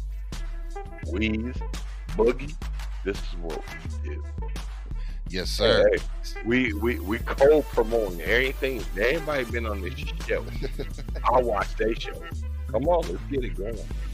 Hell yeah. So, yo, I want to say thank you so much to C Minus for, again, stopping in and showing us much love, giving us great stories. So salute to you. Shout out to everyone that tuned in. If you're watching this on the run back, make sure that you're hitting all those buttons. And while you're here right now, make sure you're hitting those buttons too. You know you got to hit those buttons. I said it again. But shout out to G. Lorraine, super dope moderator. Shout out to all my usual suspect family. Thank you so much for being here. Shout out to all the 5150s and the Kitchen Sink crew. You know we love you. We got you right here. You can check us out every Wednesday. B-Boys fans. Hell yeah. You can check us out every Wednesday. We're taking 2 weeks off because I got to have a major surgery, but I'll be back last Wednesday this month.